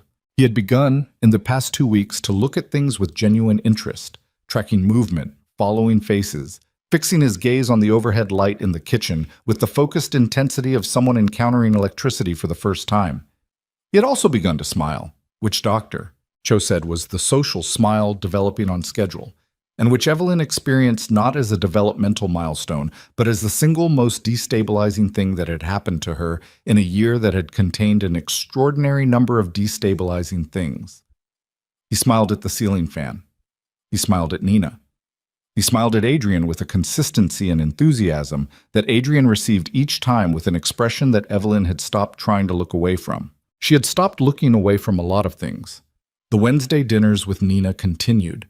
The twice-weekly monitoring appointments had ended at Leo's 6-week checkup, replaced by the ordinary schedule of a healthy infant, monthly pediatric visits, the gradual normalization of a life that had been, for the better part of a year, organized around the next medical appointment. Without the appointments anchoring her calendar, she noticed the space they left, and what moved into that space was the thing she had been putting at the edges of her awareness for weeks, careful not to look at it directly. She was looking at it now. It happened as the significant things in her life had a tendency to do without announcement. It was a Tuesday evening in mid-December, 3 days before a winter storm that the weather services had been describing with increasing urgency for a week. Adrian had come at noon and stayed late. They had fallen into a kind of extended afternoon together, the three of them, in the way that happened sometimes when Leo was in a good mood and the apartment was warm and no one had a particular reason to end it. They had ordered food at 6. They had watched Leo work through the complicated business of recognizing his own hand, which took about 45 minutes and held their combined attention in a way that neither of them commented on, because commenting on it would have required them to say something about the fact that they were watching their son discover his hand together, and neither of them was ready to name what that was. At 8, Leo went down. Adrian did the dishes. She changed into something warmer because the temperature outside had dropped 15 degrees since noon, and when she came back to the living room, he was in the armchair, the one from the corner, which had migrated gradually into the living room over the past weeks in the slow territorial drift of objects that belonged to a space, with his jacket still on, which meant he was preparing to go. She sat on the couch. The monitor blinked green. "Stay," she said. He looked at her. "The storm is supposed to start tonight," she said. "It's 20 degrees outside, and it's going to be worse by 10, and your apartment is 22 minutes away, which, in a storm, is 40. She paused. "The couch is fine. I've slept on it." He studied her. She could see him doing the thing where he checked what was being offered against what it actually meant, because Adrian Vaughn had been surprised before by the distance between the surface of a thing and its interior, and he had learned not to assume. "That's all you're saying," he said. "Not a question. Just making sure." "That's all I'm saying." He looked at the window. Outside, the first tentative snow was beginning. She could see it in the light from the street lamp, thin and provisional, the storm feeling its way. "Okay," he said. She got him a blanket from the closet. He took off his jacket and his shoes and settled on the couch with the efficiency of someone who is not going to make a production of this, and she turned off the living room light and said goodnight and went to bed. She lay in the dark for a while. The building clanked. Leo breathed in his small, even rhythm in the crib across the room. Outside, the wind was picking up. She could hear it, the particular sound of New York in a storm, the way the city absorbed weather and threw it back differently, the wind finding channels between buildings and becoming something louder than itself. She lay there and thought about what she had just done, and whether it was what she thought it was, and what she was going to do about knowing what she thought. She fell asleep before she arrived at an answer. In the morning, Leo woke at 5:45, which was approximately when he always woke, indifferent to weather systems or the question of who was sleeping on the living room couch. She got up and got him before he fully committed to crying, and she was in the kitchen in the low pre-dawn light, heating a bottle and holding him against her shoulder when she heard Adrian move in the living room. He appeared in the kitchen doorway. He had the flattened look of someone who slept on a couch in their clothes, his shirt wrinkled, his hair compressed on one side, the controlled surface of his ordinary appearance entirely absent. He looked like a person, just a tired, rumpled person in a kitchen at 6 in the morning. "Give him to me," he said, his voice rough with sleep. "I'll feed him. You should sleep." She looked at him. He held out his hands, and she looked at his hands, which she had looked at 1,000 times in 1,000 contexts, in Rome and in their apartment on Park Avenue, and in the corner of a law office on 53rd Street, and in a hospital room where he had touched their son's head for the first time and said, "Hey," in a voice that barely made sound. She handed him the baby. He took Leo against his shoulder, and she handed him the bottle, and he looked down at his son with the expression she had seen in the armchair, the one that had no performance in it. And she stood in her kitchen and watched the man she had divorced feeding their child at 6 in the morning after sleeping on her couch in the middle of a snowstorm, and something inside her that had been very carefully in transit arrived at its destination. She didn't say anything yet. She went back to bed. She slept for 2 hours, which was the kind of sleep that only happened when you trusted the person on the other side of the wall. And she lay very still when she woke up and acknowledged what she had just understood about herself. She told Nina on Wednesday, "I know what it is," she said, "the thing I couldn't name." They were at the usual table, the coffee shop on Bleecker, Nina with her latte and Evelyn with the decaf that she still found mildly insulting but had accepted as her life. Outside, the storm from Tuesday had left 4 inches of gray-white snow that the city was in the process of converting to slush, because that was what New York did with beautiful things that disrupted traffic. "Tell me," Nina said. "I still love him," Evelyn said. "I never stopped. That was never the question." She wrapped both hands around her cup. "The question was whether loving him was safe, whether I could love him without losing myself inside it." She paused. "And I don't think I have the final answer to that. I don't think you get a final answer to that in advance. I think you just—" She stopped. "I think you have to decide if the person is worth the risk of the not knowing." Nina looked at her steadily. "And he did the dishes," Evelyn said, "for months, when no one was watching, and he sat in a corner and didn't touch anything that wasn't his. And he learned something about himself that was hard to learn, and he learned it because I left and not before, which is terrible and true." She paused. "And I watched him at 6 in the morning looking at Leo, and I thought, that's who he is underneath all the rest of it. That's the person who was in there the whole time, underneath the control, underneath the fear." She looked at Nina. "I don't know if I'm wrong." "You might be," Nina said. "I know. He might revert, under pressure, under ordinary life. It's easy to be good in a crisis." "I know that too. So what are you going to do?" Evelyn looked at her coffee, at the table, at the small round window in the wall of the coffee shop that looked onto the street, where a woman was pushing a stroller through the slush with the particular focused determination of someone who has stopped being surprised by difficulty and has simply integrated it. "I'm going to tell him the truth," she said, "and then we're going to figure it out like adults. Imperfectly, probably messily." She paused. "But honestly," Nina was quiet for a moment, then she said, "I want you to be happy." "I know you do. I also want you to be careful. Those two things are not mutually exclusive." "No," Nina said. "They're not." She picked up her latte. "When?" "Soon," Evelyn said, "before I talk myself out of it."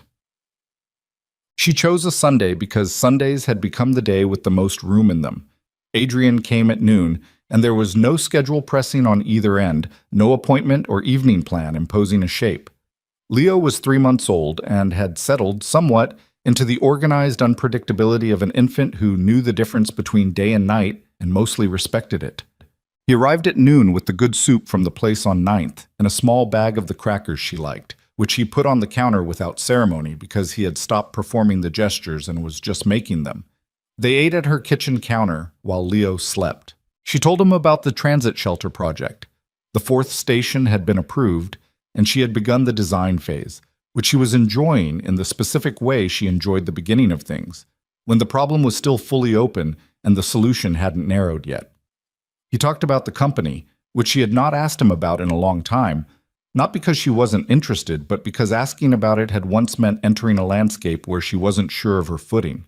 He talked about it now the way people talk about their work when they are not performing it, with frustration about a logistics problem that had taken 2 weeks to resolve, with genuine pleasure about an acquisition that had gone better than expected, with the ordinary mixed texture of a professional life.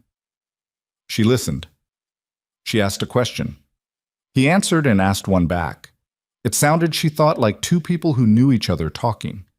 After lunch, he did the dishes. She sat at the counter and watched him do them and didn't pretend she wasn't watching. He turned and found her watching and didn't ask what she was thinking because he had learned to give things room.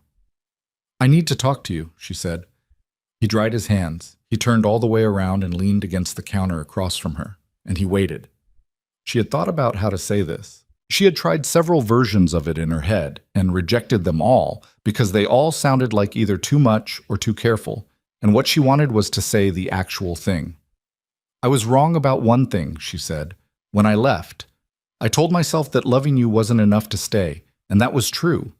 The love was there, but the way we were living was wrong, and I couldn't fix it from inside of it. I know that." She paused. "But I told myself that the loving you part was the problem, that if I could just separate it from everything else, set it aside and be practical about the situation, I could get through it without it costing me too much." She stopped. That was not accurate. He was very still. Not his old stillness, not the controlled performance of composure, the stillness of genuine attention. "I didn't separate it," she said. "I just carried it with me the whole time. Every appointment and every phone call and every morning with the dishes, I was watching you with it the whole time and I was pretending I wasn't." He exhaled slowly. He didn't move. "I'm not saying it's simple," she said. "I'm not saying I've forgotten what it felt like in that apartment, those years. I haven't. I'm not going to. And I'm not saying I'm ready to be back inside something that looks like what we had, because I'm not." She paused. "But I think we're different from what we were. I think I'm different, and I think you are too. And I think different people should get the chance to find out what they can make together, if they want to." "I want to," he said, immediately, without strategy. She looked at him. "I know you do. I need you to understand what I'm saying about the pace of it. Tell me."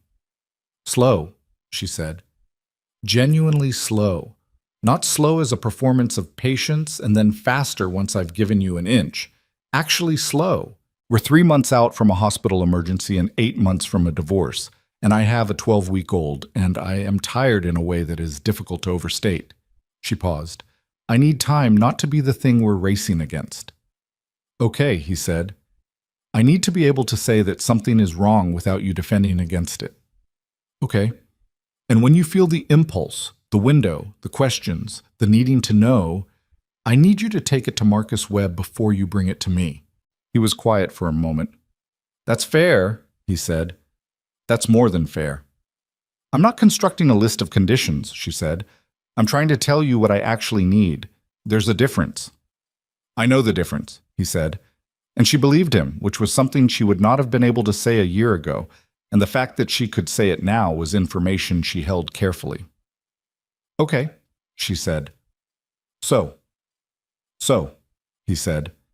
They looked at each other across the kitchen counter. He was wearing a gray sweater she didn't recognize, which meant he'd bought it in the past year, which meant there were things about him she didn't know, gaps that had opened during the time they'd been apart, new things that would need to be learned.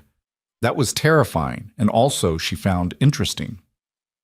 "I'm not asking you to move back in," she said. "Not yet. Not for a long time, probably. I understand. But I'm also not asking you to leave at 9 o'clock anymore," she said. "If you don't have to." He looked at her.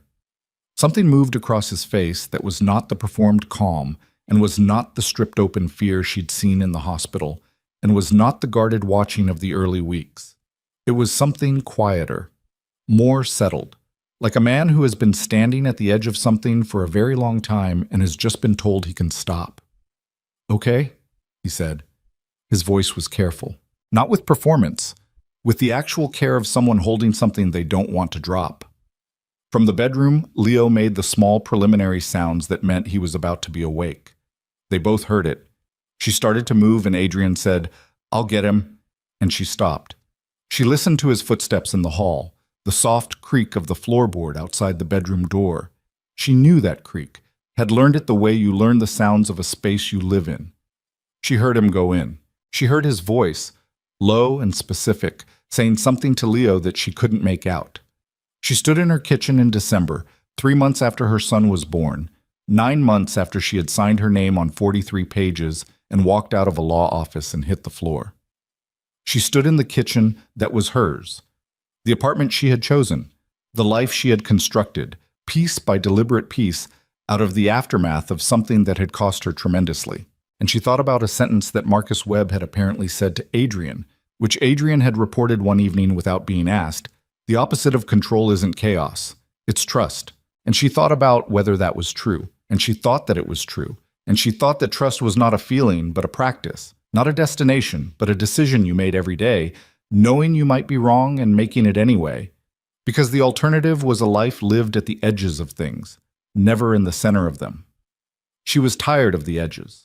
Leo was fully awake now. She could hear the small declarative sounds of an infant who has opinions about consciousness and wants them known.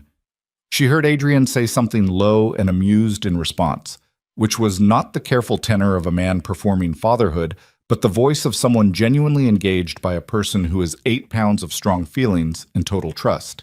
She heard that and she thought, there it is. That's the thing I couldn't name in the armchair at 6 a.m. in the corner of a hospital room. That's the thing that was there under everything, waiting for both of us to be capable of seeing it. She poured 2 glasses of water and carried them to the living room and set them on the coffee table and sat on the couch and waited. He came in with Leo against his shoulder, and Leo was in the particular state of fresh wakefulness where everything was interesting, looking around the living room with his dark eyes moving from the lamp to the window to the shape of Adrian's face. Adrian sat in the armchair, because, of course, that was where he sat, and she looked at them across the coffee table. He's looking at you, she said. He does this thing, Adrian said, where he makes eye contact and just holds it, like he's deciding something. He's deciding constantly, she said. Everything is a decision for him right now. Who to trust, what's safe, where it's okay to put his attention. Adrian looked at her. She looked back. He seems to have come down on a position, she said. Adrian looked down at Leo, who was still watching his face with the focused, considering look of someone conducting a very serious evaluation. Adrian said very quietly, I hope I don't let him down. You will sometimes, she said. That's not a threat.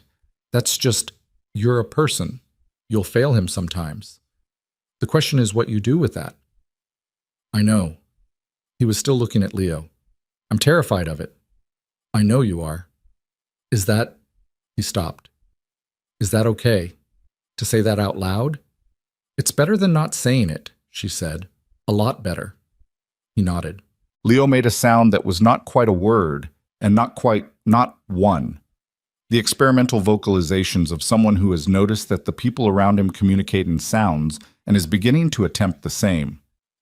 Adrian made a sound back, just a low syllable, matching Leo's register. And Leo stilled, listening, his whole body oriented toward the voice. Evelyn watched them. She was not going to tell this story as a redemption arc. She knew too much about real life for that kind of tidiness. What had happened between her and Adrian was not a man learning a lesson and a woman forgiving him and everyone emerging better than before. It was messier than that.